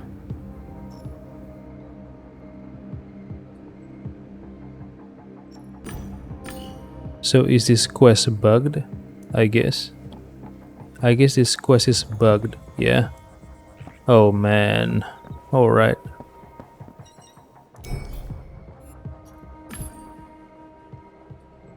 I analyzed the matter. Oh, okay. And what should I decide? Assign loot to Miasma of the Roots. Okay, should I? Well, I'm already on the good side of Rock Borer, right? So maybe I should assign the loot to Miasma so I can be on her good side. Or do I want to be on the good side of the Eternal Cocoon? I forgot. Did Miasma of the Roots has a meter? A supportive meter? Hold on. Let me remember. Does Miasma of the Roots has a meter, a supportive meter?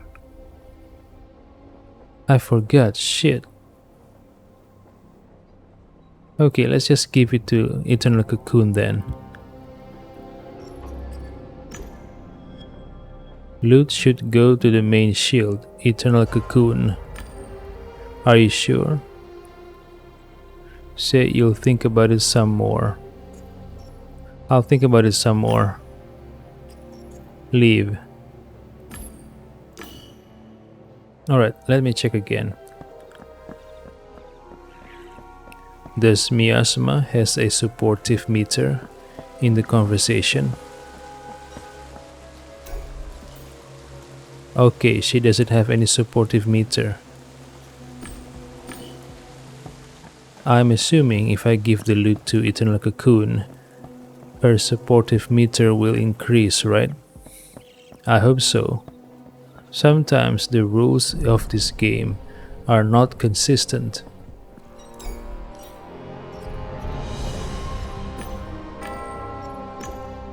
Are you sure? Yeah, confirm.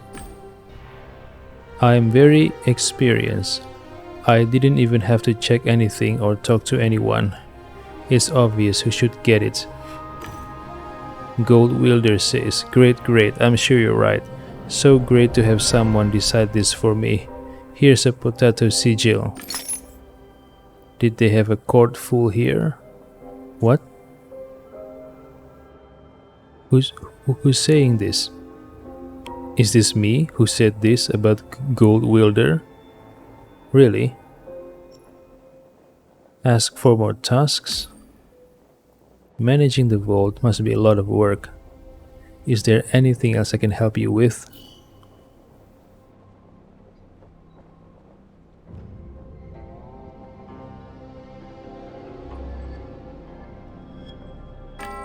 Gold Wielder says, okay, I'll give you a rather confidential task. I assigned an item incorrectly. An artifact from PvP went to our young DPS. Retrieve it. Offered to handle the matter. Fine, what am I supposed to do? Retrieve an item from a DPS, Miasma of the Roots. I don't care how, threaten, plead or steal, as long as the books check out. Ask to be nominated to enter the Tree of Knowing. No, I can't. It's a very strong declaration and I'm still not sure about you. You understand, right? My influencers scan the vault. I open a private window and scan the vault's contents. What did he keep in there? 3D shots of beach babes from Paradise Beach? Blackmail him? Yeah, why not? Listen, Gold Wielder, I know you keep at least a few items in the vault that don't belong in this game. Know what I'm talking about? I don't want the elders to expel you. Don't worry, I won't tell anyone. After all, they're harmless. But you must nominate me to the tree. Alright, fine. You have my nomination. Nothing else has to be said, right? It's just a fetish after all. Harmless. Alright. I work and I wield gold. Alright.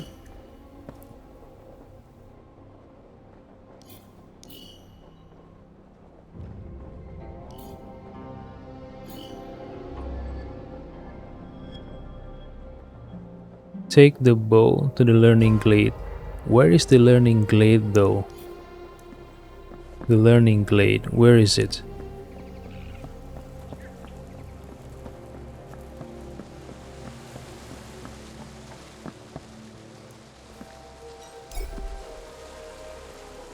Miasma of the Roots says, spread your wings and fly toward truth. What's up, recruits?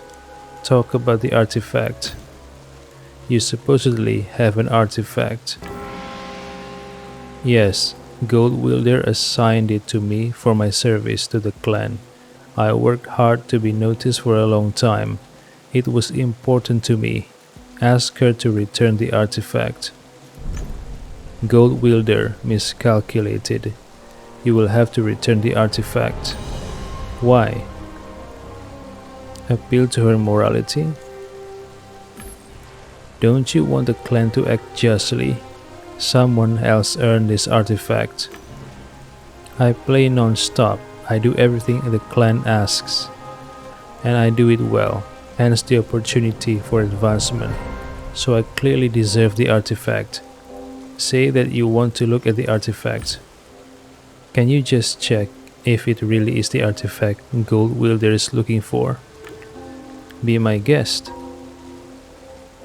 Switch it out with a similar artifact. I pulled out an artifact that looked nearly identical, except for the fact that it had base level stats. I leaned over the artifact, pretending to examine its details. I made the switch. Thank you, here's your artifact back. No problem. Tell Gold Wielder I won't give it back, and that's that.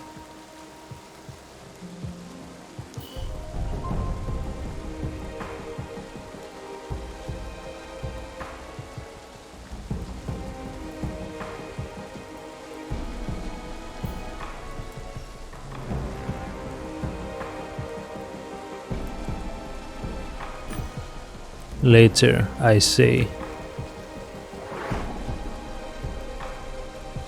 Honey Guy says, cycle after cycle after cycle, so it goes. And once again it's time to go to the main square and report to the Lord. I hope that tributary is pleased with you. Go to him.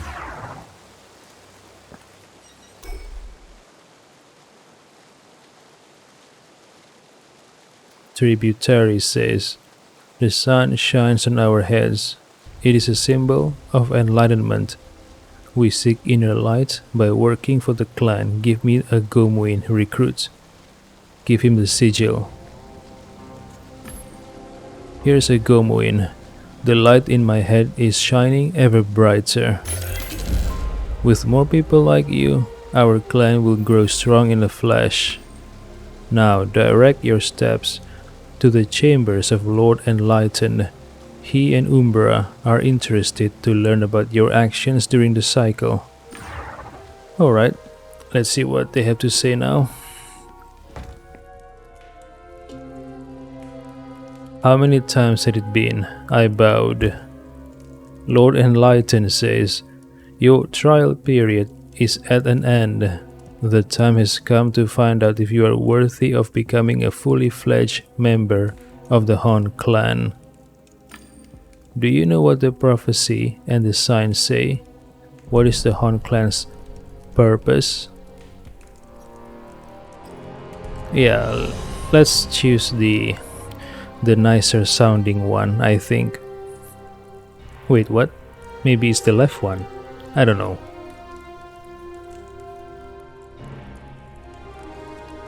Alright, let's choose the one that sounds nicer. Say that it is to protect the Tree of Knowing. The clan follows signs given by the Tree of Knowing. Our duty is to protect the tree. We will be tested soon, as the time is coming when we will need to assemble our full forces, and the tree will be the world's last hope. Lord Enlightened says, you've done well and have made it through recruitment. Today you join the Han clan and can witness the miracle of the tree's appearance. Wawipopo says, as a fully fledged member and diligent student of the signs, I wish to enter the Tree of Knowing and continue on the path of growth. Lord Enlightened says, entering the tree will forever change your life. Most clan members learn through signs only. They are happy to protect the tree and improve. Wait, I have to make a deduction right now? Fuck. I don't have enough info. I don't have enough info. What the fuck? The Demiurge in the Tree of Knowing. The entire clan is guided by signals from the being in the Tree of Knowing, who knows everything and has the ultimate influence.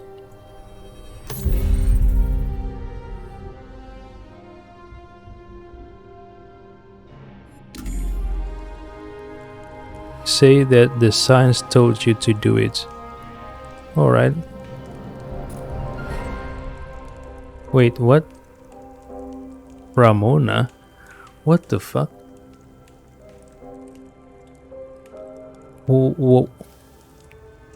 Why is the dialogue choice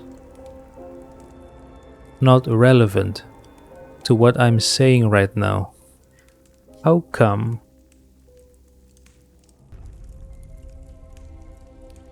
I don't know.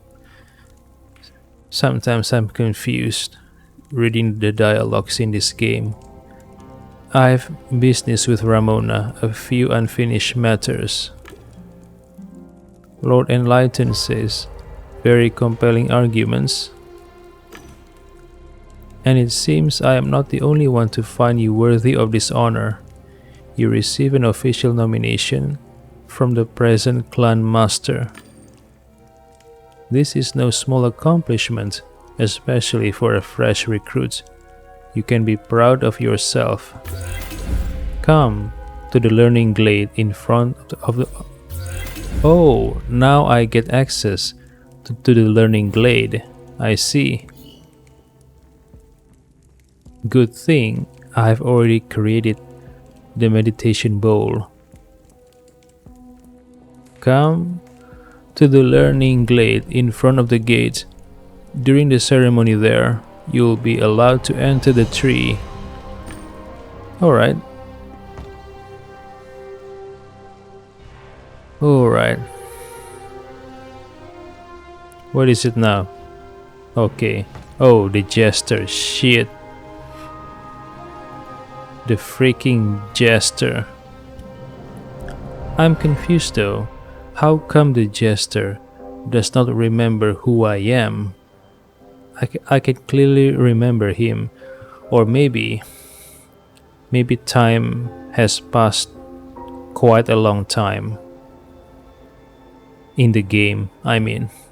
Yeah, maybe it's that. Okay, where is the glade?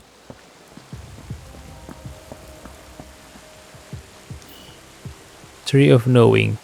Head to the glade in front of the gate. Alright. In front of the gate, meaning outside, right?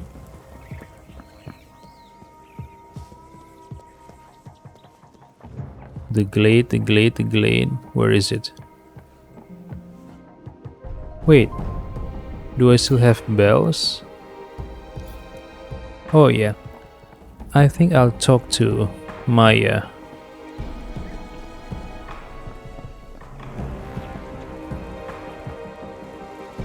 Wait, no one's here? Alright, never mind.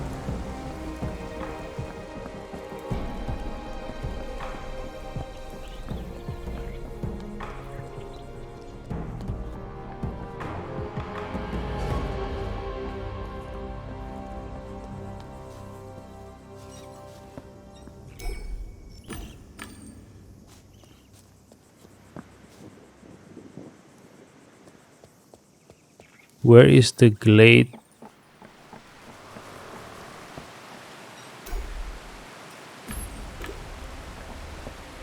Oh, here it is. Alright.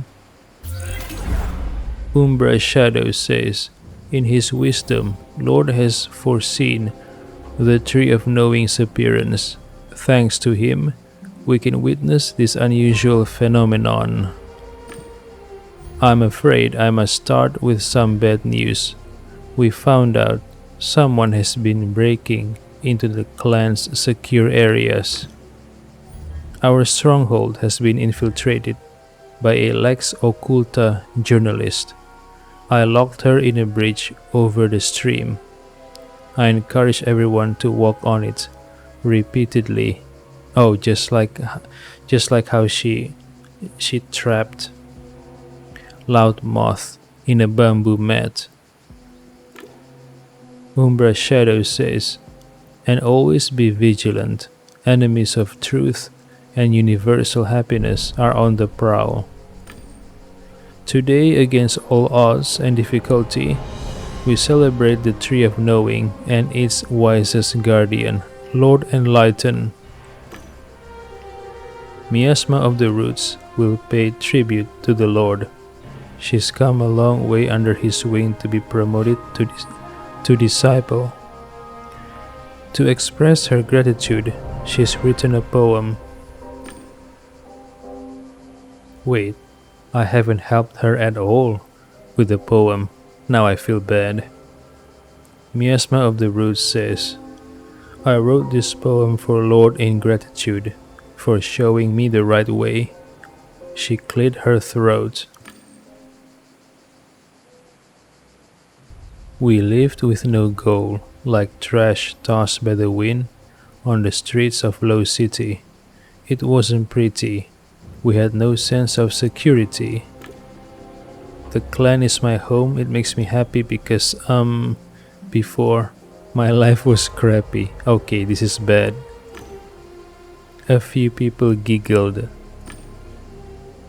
Lord shows me the way, so I'm going to toil away, and, I'm getting a haircut today. Yeah. Umbra Shadow says, interesting poem. I'm sure. Oh shit, my throat. Hold on.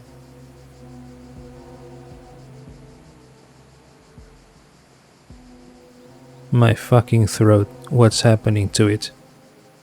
Ah. Umbra Shadow says, interesting poem.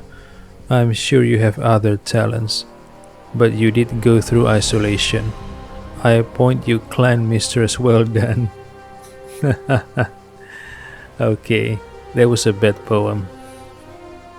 But I guess Umbra Shadow feels sorry for her. Umbra Shadow says, after a trial period in the vault, Master Gold Wielder has decided to devote himself to contemplating the words of Lord. Alright, this is serious. Something's wrong with my throat. Hold on. I'm gonna get a glass of water. I'll be back.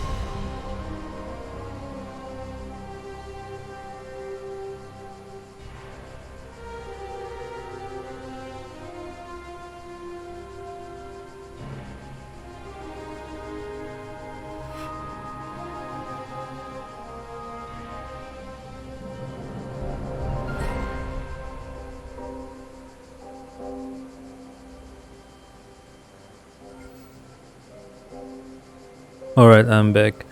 Now I know what's wrong with my throat. I need to drink water. After I drank some water, now it's better. Lord Enlighten says, soon the tree of knowing will be here. You'll experience wisdom and be closer to happiness. Open your eyes and hearts. Are you ready? Feel warmth and peace fill your soul. Reject cynicism. See the wonder of knowledge even from afar. The tree inspires and gives knowledge. The few mentally prepared can reach even deeper. Today one person will follow in my footsteps and enter the tree to find enlightenment. Even though this recruit is new, he has shown exceptional commitment to the clan and earned the master's support. Thus he will now have the honor to enter the Tree of Knowing, walk boldly to enlightenment, Wawi Popo, and take my blessing. Alright.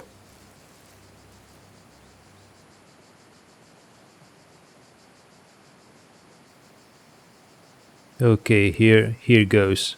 What's going to happen? Knight's Code Virtualium.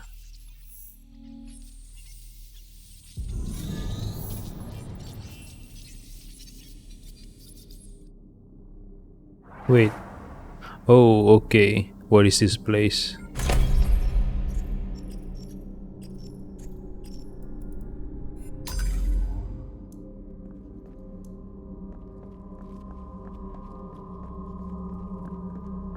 Okay, what am I doing here? Running aimlessly in this field of white cobblestones. I don't know. Someone. Okay, never mind. Who is this? Wait, this is Hiru Hamalau. What the fuck? This is Hiru Hamalau, the guy who helped me back at the Gasp Tower, the roof of the Undercity. He was the one who helped me cross the police line. He claimed to be an insurance agent. He was lying to me. What?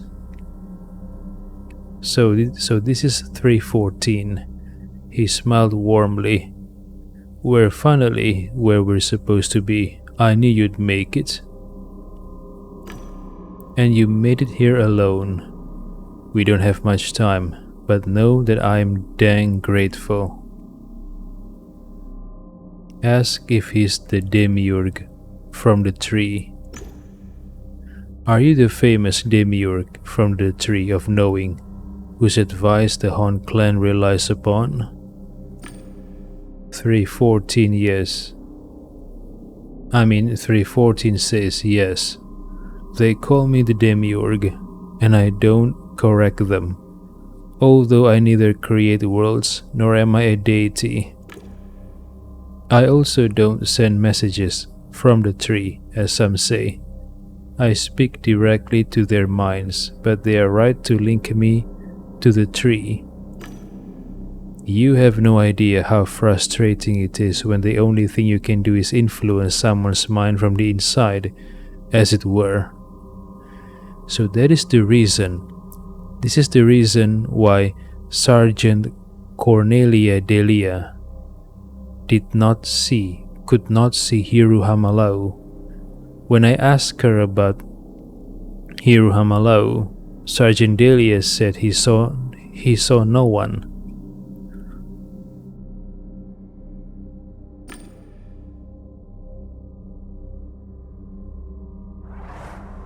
What the fuck? Wawi Popo says, you control the Tree of Knowing and everything that happens inside it, right? Accuse him of imprisoning people. You control the Tree of Knowing and encourage people to enter, and no one ever leaves. I came to set them free. 314 says, it's too late for that. Do I recognize any of them? Yeah, this is the Lord Enlighten. This is Ken Zhou. Who are these two? I don't know these two. Wait, if the Lord Enlighten is here, then who is the one outside the tree? An imposter? A copy? A copy of the real Lord Enlighten? Maybe? Wawi Popo says, and what about the characters I see behind you? Release them. 314 says, I don't know if I can explain it well. I wanted to protect people from a fate much worse than entering the Tree of Knowing. But I couldn't, and now I definitely cannot do it on my own. That's why I kept summoning you here. Entering the Tree of Knowing taught me how the world works, but I won't reveal the how to you yet. I have to be sure of your intentions. I shed my body in the process of escaping annihilation. I've hidden pieces of myself in other minds. I scattered my psyche into a sort of cloud. Currently, I don't have a physical brain or Rendan in which to reassemble myself. I have no body and no way of interacting with reality. See, I'm a goddamn collective illusion. Part of me is actually in your head. There's no me outside. You only see me as a hallucination. You do, you have a brain. I can give you all my knowledge if you help me. Together, we'll do much more. Let me upload to your brain, what the fuck? Accused of Ken's death. You killed Ken Zhou, didn't you? 314 says, I tried to keep him away from the tree, but he was seriously intuitive. It was the local AI that killed him. I assume the jester, right? Ken came here because of his instinct to seek the truth. He knew he was in the wrong place. It was you who should have come instead. He was ruthlessly deleted, like an element in a faulty equation. He died because his sense of direction was better than yours. You shouldn't have allowed him to work on his own. I'm offering you something no one else has, the knowledge that will make us divine compared to mere humans.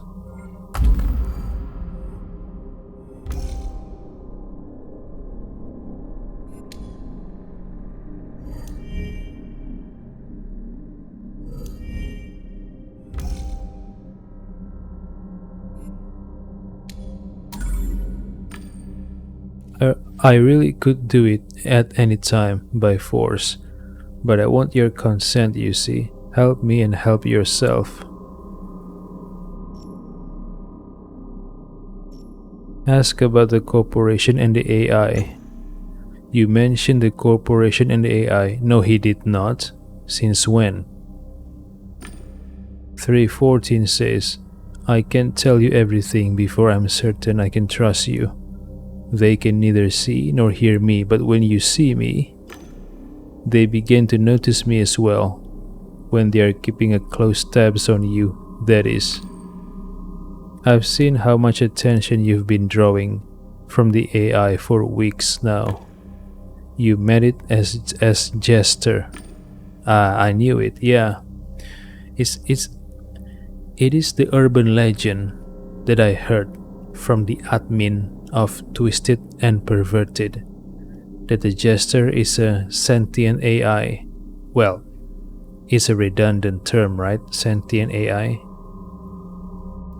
Yeah, so according to the admin of the TNP, the Jester is an AI that have existed since the first inception of Virtualia and keeps growing, if I remember correctly. 314 says, it was watching you the entire time at the stronghold, posing as the master of laughter. Wait, why did he say posing? I can clearly see it's him, the Jester. What the fuck? Okay, let's continue. It witnessed each of your conversations with Lord. This means it'll find us soon. We must hurry.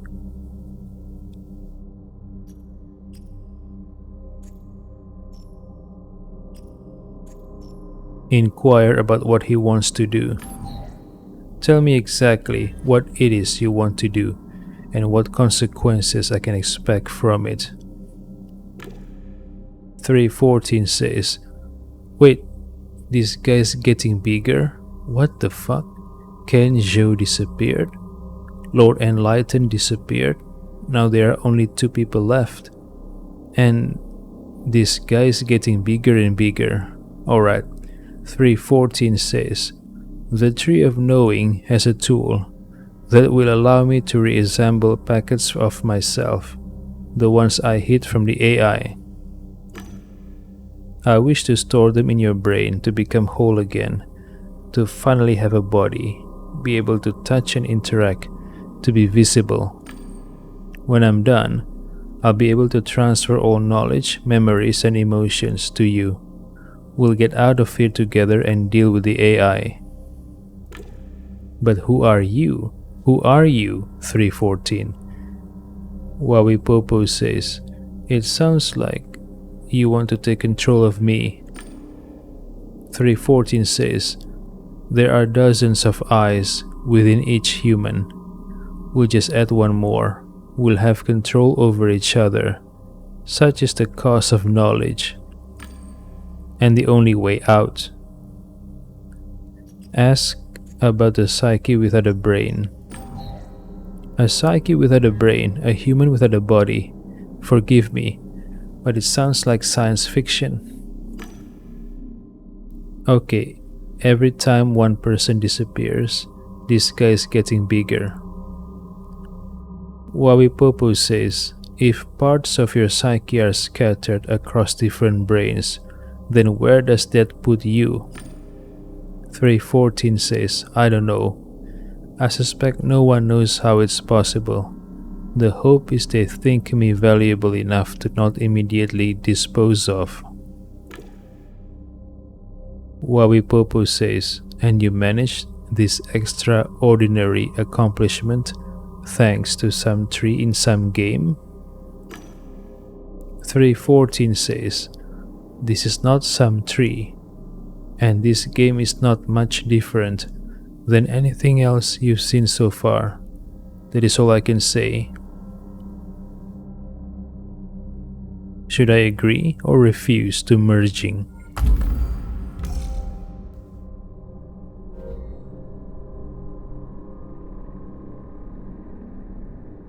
Wait, I need more information. One more information to unlock this path. What is this path?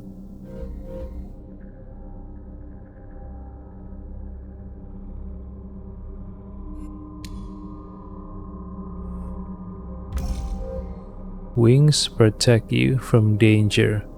It's an item in the game with code containing a complex cheat. I don't know about this.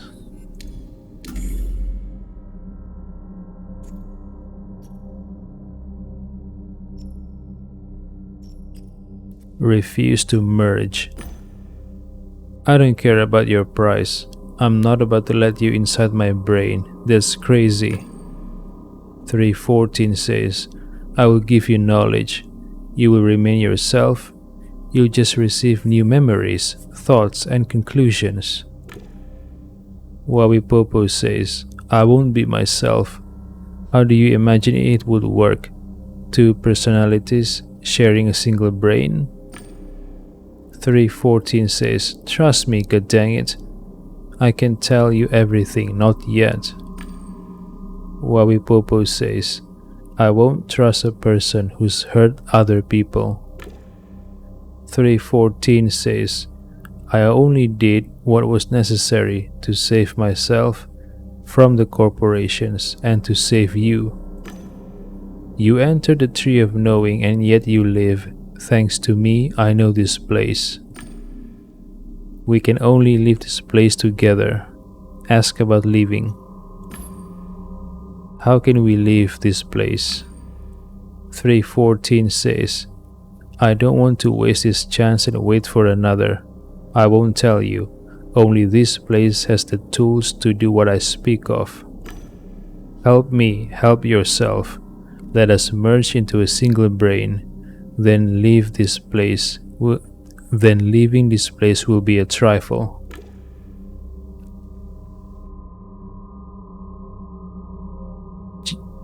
Jester says, you see him, right? This 314. Can you talk to him? Upload his psyche from the cloud. So that's where he's been hiding from me. 314 says, how did you find us? I set up barriers. Jester says, Wawipopo is wearing recruit's insignia. Each badge has a code I can track.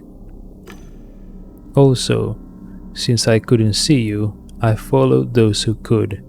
It took me a bit of time, but there's a resource of which I have plenty. Very well. Now that I more or less know where we stand, I must start cleaning up, as usual.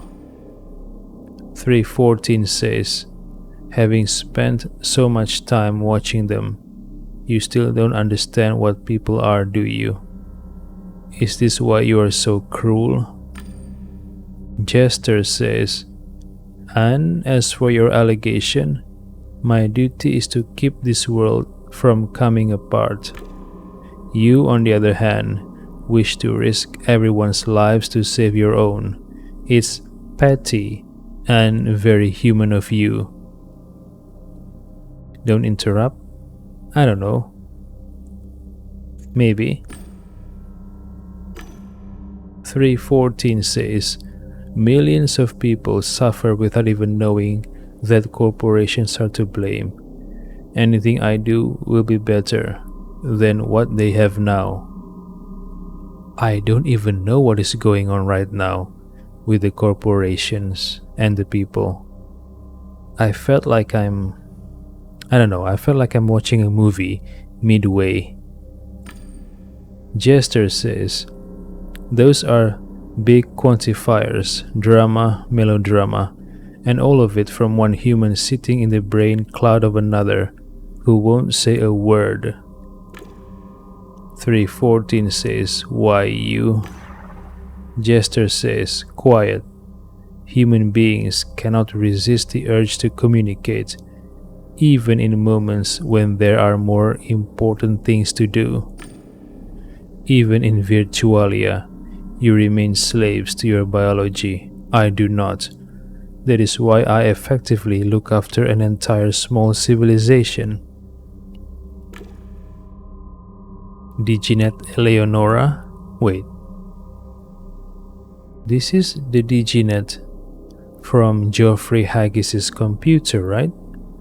DigiNet Eleonora says, Gamedec, please find me. Jester says, conversation's over. You, Wawipopo, you're harmless. You have some of his data stored in your head, but it hasn't been extracted. I don't kill without reason, and my other task is to observe and learn, so I will observe you. Go back to where you came from.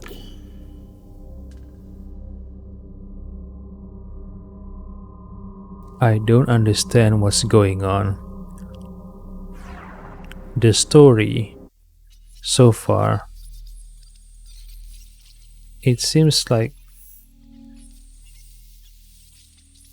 in many places they lack information for me to make conclusions of what is going on. I understand some because the information is adequate, but not all of them.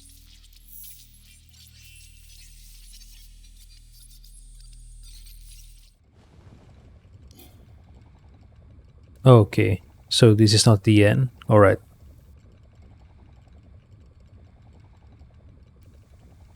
Alright, good. So...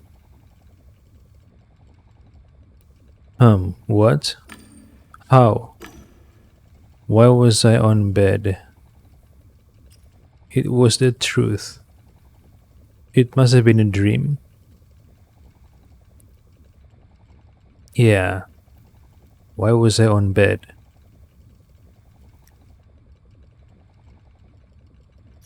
It was the truth, maybe. I entered Knight's Code, got into the clan, and they let me inside the Tree of Knowing. Then it turned into a real wild ride. Jester is an artificial intelligence, and 314 needs a physical host, or something like that. But why was I here? It was also confusing. The games, the job, realism, dreams. I really needed a break. My brain was refusing to work. Check your email on your computer. Alright.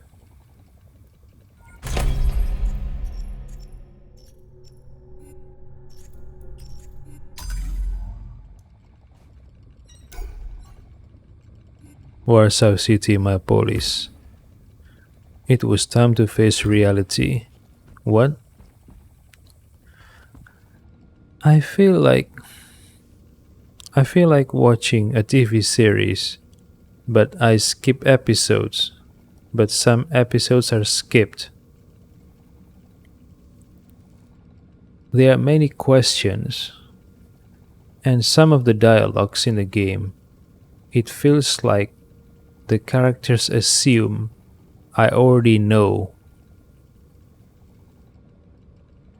everything about what's going on. It's strange. The writing and the storytelling is strange, in my opinion.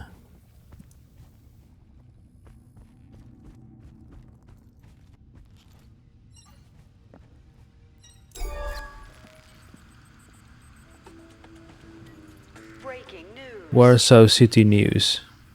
The latest domestic and international news all day long. Good morning. My name is Gina Gord, and today is Monday, June 17th. Let's begin. Ken Zhou is in brilliant form.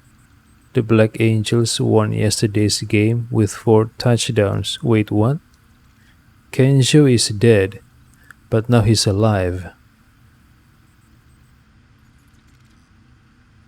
Am I repeating my life so far?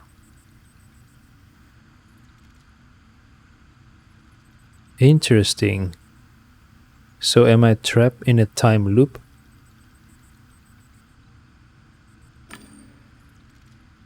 Ken managed to score 3 of those, fighting the snow swords while at an 18 on the Hammerfield scale, and surviving it for a staggering 33 seconds. The man is on fire.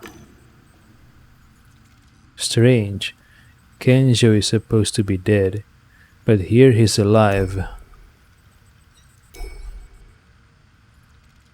Talking to Bliss always cleared my mind. Activate the system. What had happened? Another failure?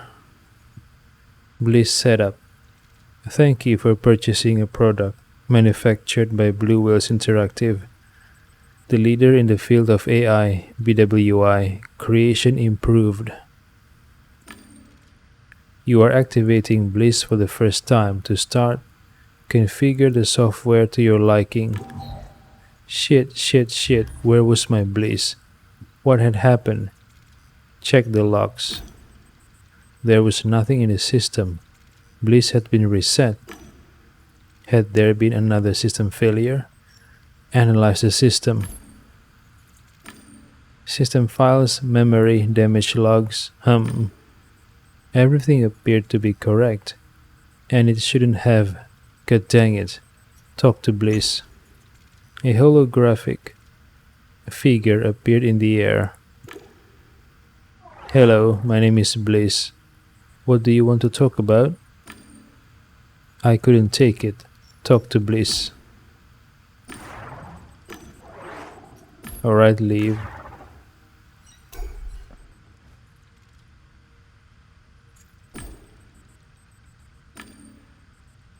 What? What was going on? The couch had reverted to its default settings again and couldn't even display the proper date. That was a disturbing coincidence. Interesting. So I'm starting from 0 now? Like I'm in a time loop?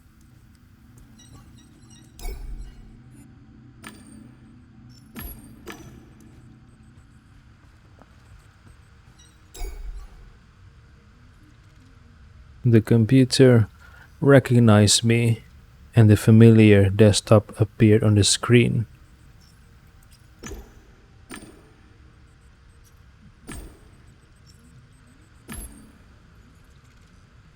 Paradise Beach. What was this game doing there? I never played it from my own couch. Ah, interesting. Where was Void Stars? Where was my fleet? What the? It was a complete disaster. My Void Stars account was gone, my ships, my games. Had somebody broken in here? No. It looked like the gear had been reformatted. Paradise Beach, though. I wanted to die of embarrassment. Why?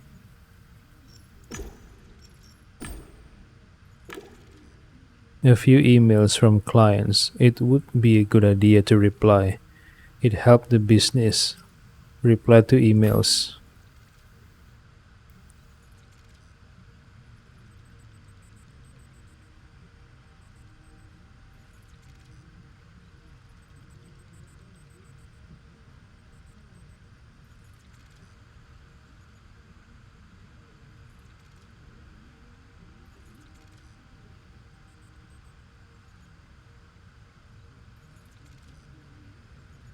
Senator Stone was grateful that I had figured out what his daughter was doing in Ghoul Hearts. I paused. He was thanking me again. I needed to reply. I kept brief and professional. There. I got through the other emails quickly. I had a strange feeling. I had replied to them before. Check jobs. I started browsing. A job, and it was urgent. I have a discreet and urgent matter for you. I'll pay good money. Please get back to me ASAP. Geoffrey Haggis. Director Geoffrey Haggis? That Haggis again? After all that had happened? Sans Haggis. Good morning, sir. Geoffrey Haggis says, "Oh, you're there. Please come see me. Blue Whales Interactive Tower, level 255, south entrance. I'll tell you everything when you're here." What is it this time? Geoffrey Haggis says, "What do you mean this time?"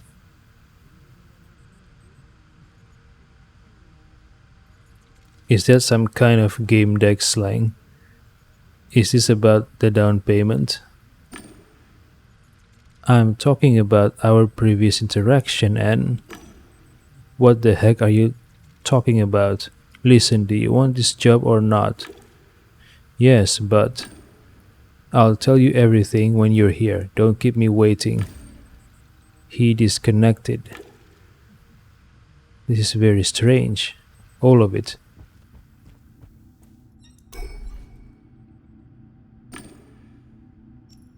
Go see Haggis. So what? Is a time loop? What the shit?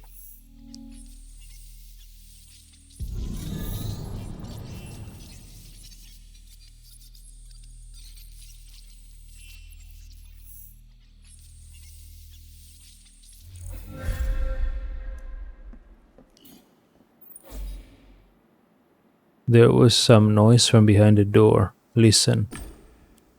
Raised voices from a man and a woman. They certainly didn't seem to like each other. I heard the smashing of broken glass. Enter the office. No luck, the door was locked. The woman looked up at me over her dark glasses. Director Haggis is busy. Unlock the door. This kind of lock was usually easy to bypass. I glanced at the walk-tail window and made it look into the door's digital lock. Then all I had to do was swap the chitong, no character with yes. There, enter the office. The door slid open.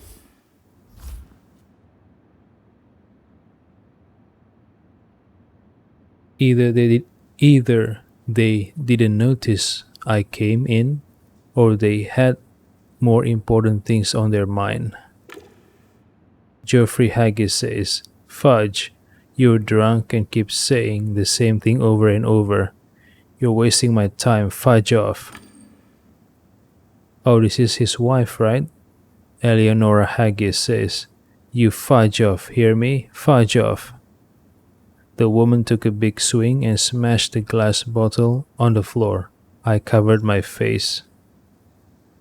Sensory celebrity. Play your jingle.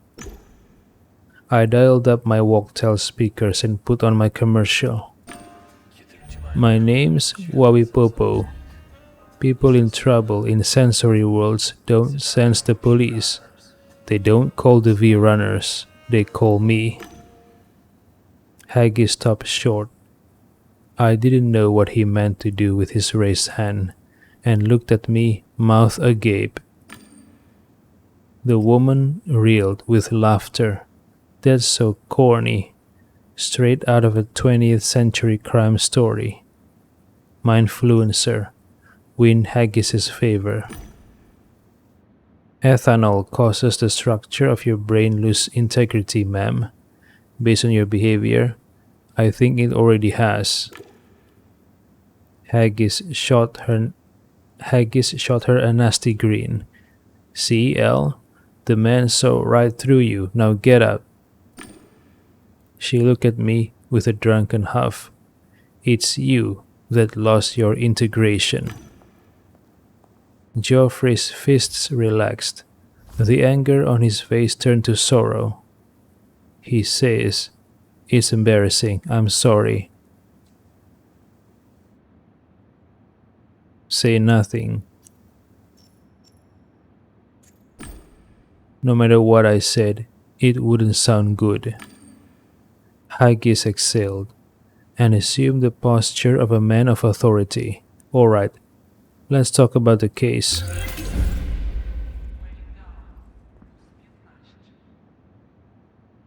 He gathered his thoughts for a moment. "I want you to find my dear Eleanor."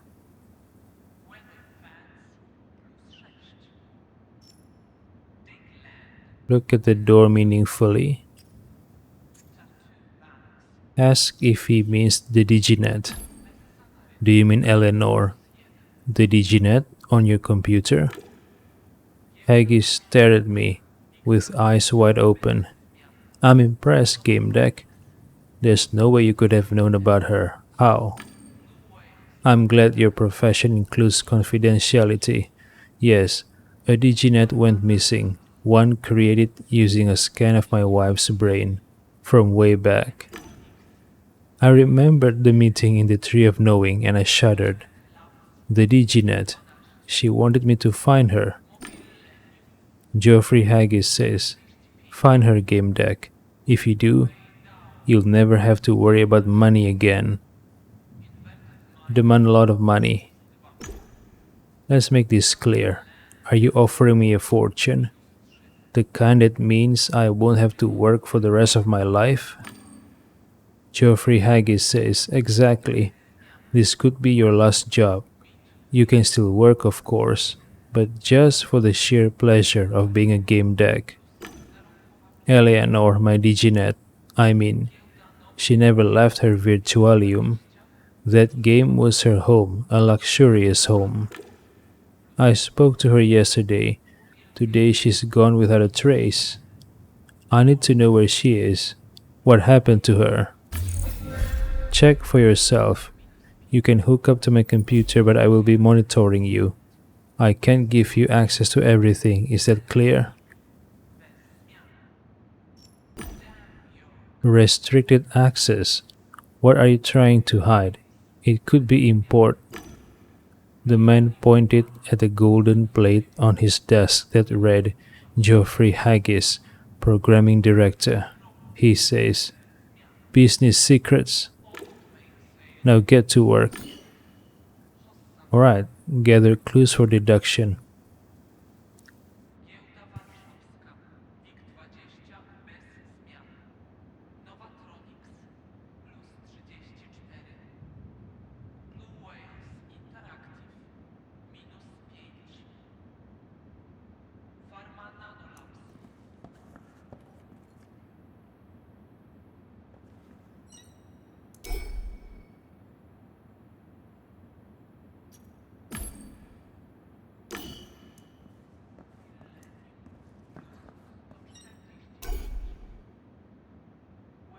A piece of the floor stood out from the rest.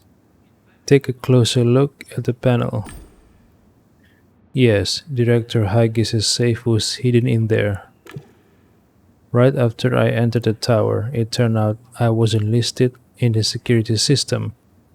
I had to go through the full registration process. According to BWI guards, it was the first time I was visiting this place. I had no idea why. I had been here once before.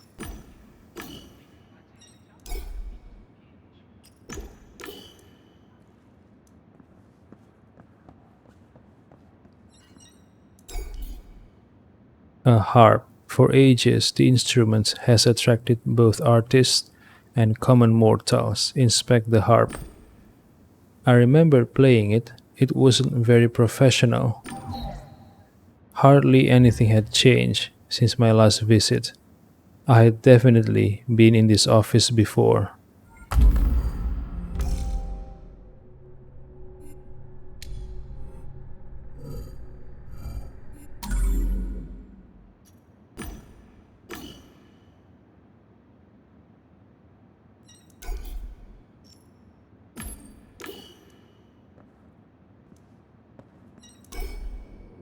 Shards of glass.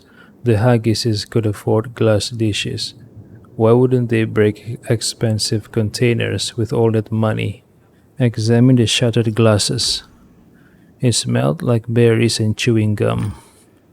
I remember the smell. There had been a stain on the floor and it smelled similarly. Among the shards, I noticed a label, Blue Mistress.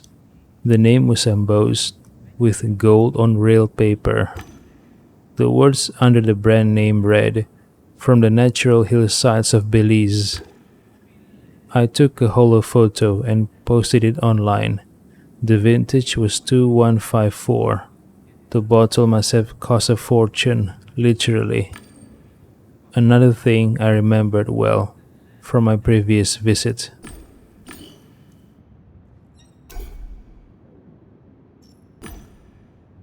I remembered splitting the blocks. It was as if I tore reality apart.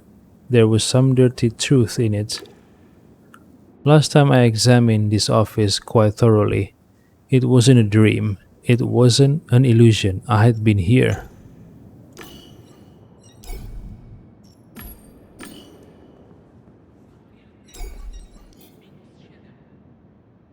I hooked up to Haggis's computer. I saw Haggis's message before my eyes. Remember, I'm monitoring everything you do. Don't do anything stupid. Look for traces of a break-in. I ran a few programs from my deck. As soon as they started scanning a recent activity, I received notifications saying I had no access. There was nothing I could do. Haggis was monitoring and restricting me as he pleased. Still, I received a huge list of external connections. Trace back recent connections. I analyzed external connections from the last 24 hours. I didn't notice anything special, but that didn't mean there had been no break-in. The security system's design surpassed everything I had seen so far. BWI spared no expense on safety. Check the safeguards.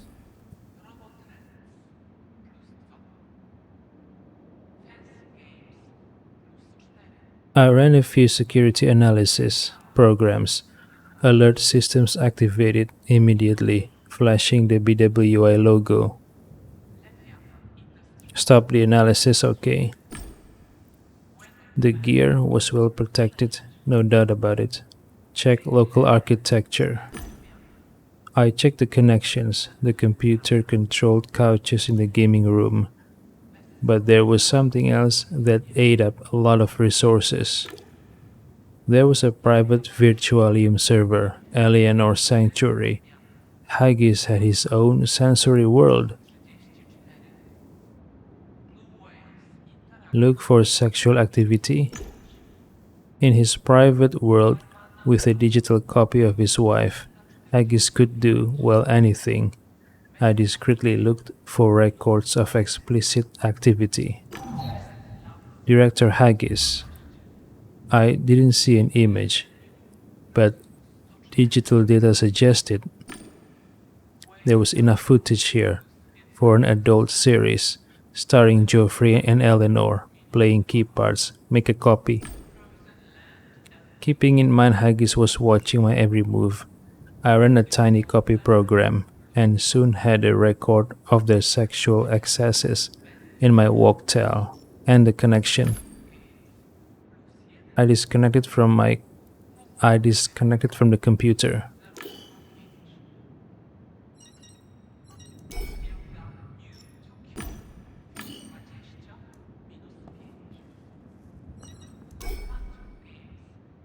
Haggis was looking at stock ratings. He wasn't paying attention to me. Get Haggis's attention.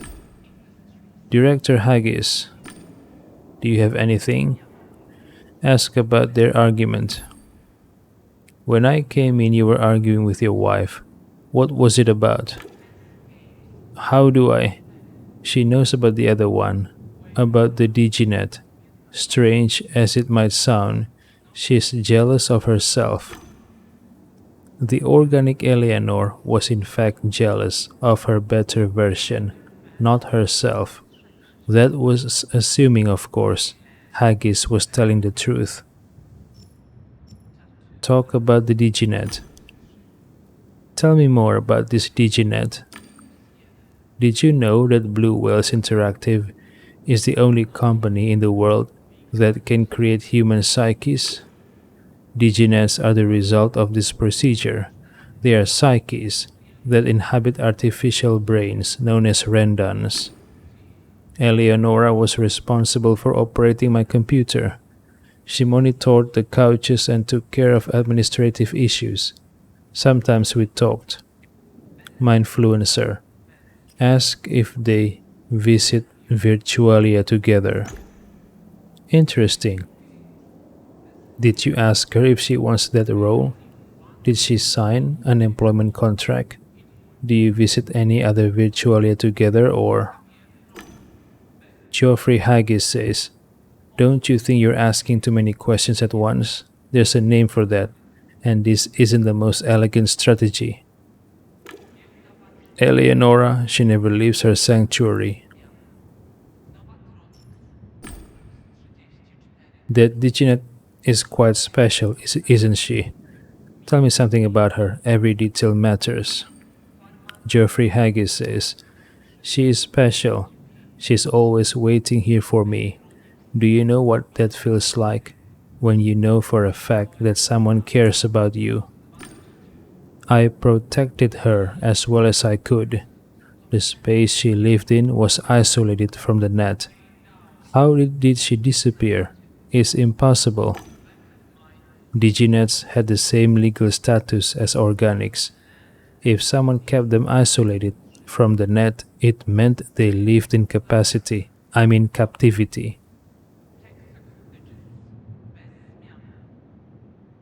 Abandon the subject, but I'm curious.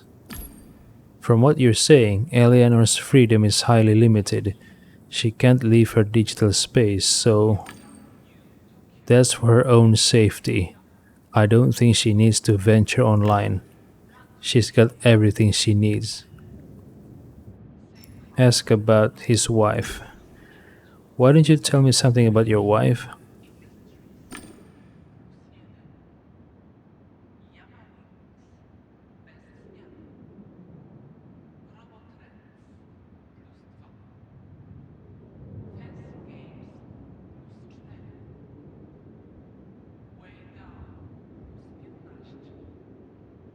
Geoffrey Haggis says, there's nothing to talk about.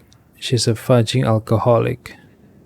My influencer suggests therapy.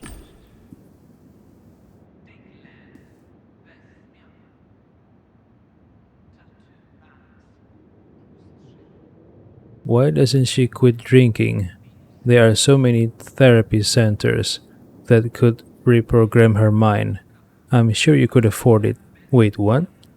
They can just reprogram a human's mind just like that? Wow, is that okay? Is that allowed by the law? Of course it's allowed, but that's crazy.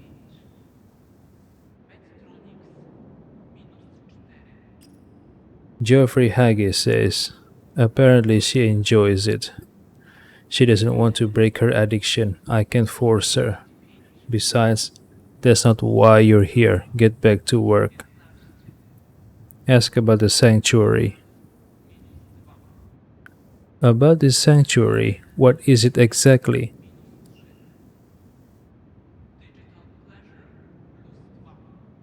How would you design a place for somebody you care about? Can you imagine being in such a situation? I made a place for her, an apartment with a beautiful view of the city. I also taught her how to modify it to her liking, to make her happy. Alright? Tell me more about this virtualium. It's a real piece of art. Believe me, you wish you could live there. Dang, I would live there myself if only I had the time. It was designed by BWI experts. Naturally, they had no idea what it would be used for. They thought it was ordered by a third party. Okay, who has access to the sanctuary? No one but me.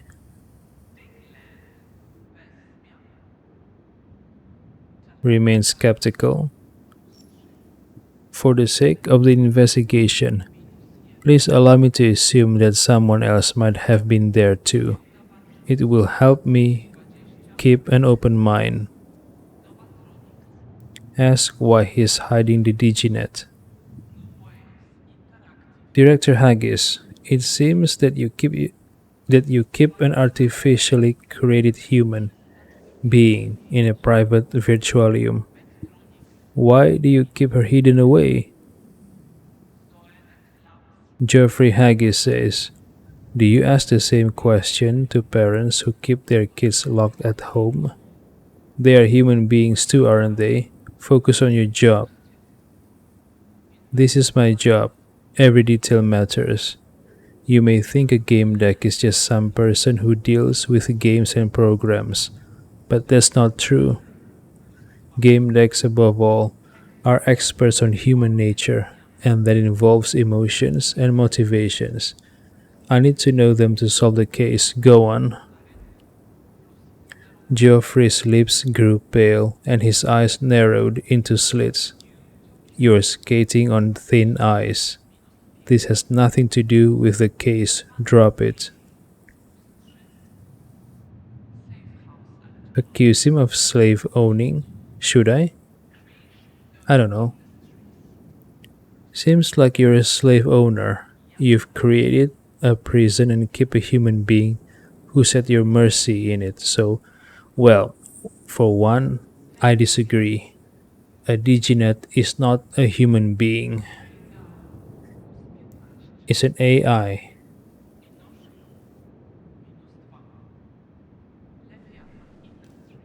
Geoffrey Haggis says, so shut up and listen. You are too small to stick your shitty nose in the private business of your employer. You understand? Stay the fuck away from this topic and do your. Okay, okay. My mind is. My mind is not clear right now. I try to make this stream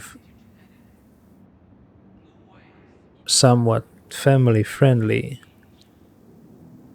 but I keep saying swear words. Stay the fuck away from this topic and do your fucking job, or I'll shit can your sweaty snooping ass. Alright?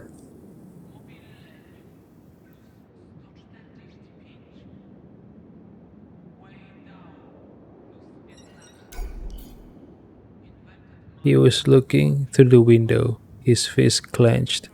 Talk to Haggis. Mr. Haggis. He ignored me. Calm Haggis down, brain fixer. He certainly knew a lot about programming, but he didn't wear a half confident bastard. So he was vulnerable to my tricks. What is a half? Something to protect oneself? From brain fixer, maybe? He was using OB-Coin, a device that sent all feeds straight to his brain. No lenses. Complete trust in the tech. I modified a few parameters in what he saw and heard. The amygdala in his brain sent a message. There's no threat, you can relax. His beefy cheeks drooped, his expression softened, and his shoulders relaxed. His hand, clenched into a fist, just moments ago opened.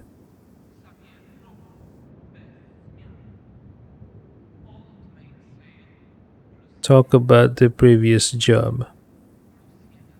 How's Fredo? That case in Twisted and Perverted wasn't easy. It still haunts me. What? What are you talking about? Tell him about the jester. Can't you remember? That freak dressed like a jester. He was the one responsible for the whole story. A nasty and disturbing figure. I don't know anything about any jester or figure, sir. Ask if he remembers you. Director Haggis, I'll ask you outright. Do you remember me? Strange question. I've never seen you before. How come Haggis did not recognize me? Geoffrey says, I meet hundreds of people every day. My OB-Coin tracks their names and hobbies for me. No offense, but you have an indistinct face, and my device has no memory of you. Alright, so this OB-Coin device helps with storing data and memories. That sounds convenient. I wish, yeah, I wish I have something like that. Wabi says, what about the net? You haven't seen me there. I'm pretty popular. I've got thousands of followers. Geoffrey says, great, let's drop this strange subject. Get back to work, Gamedec. Enough of these games. Do you have a hypothesis or not?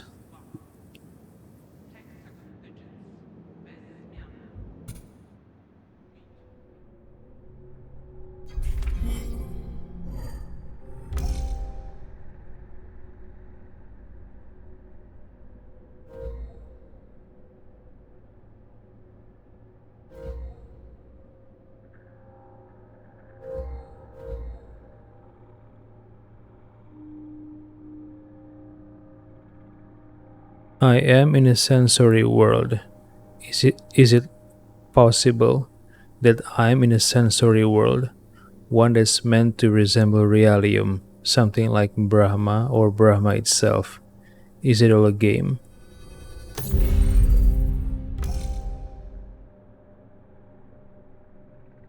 She's still in her virtualium.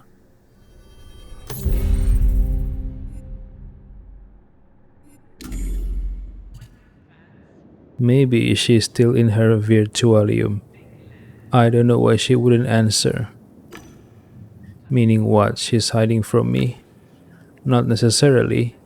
Maybe it's a technical issue. That makes sense. We need to check that. Enter her sanctuary and look for, I don't know what. That's your business. You like it there. It's a lovely apartment. Geoffrey opened a window only he could see. I'm giving you access. There. You can use a couch in the gaming room. Go on, get to work. Alright, I'm stopping here.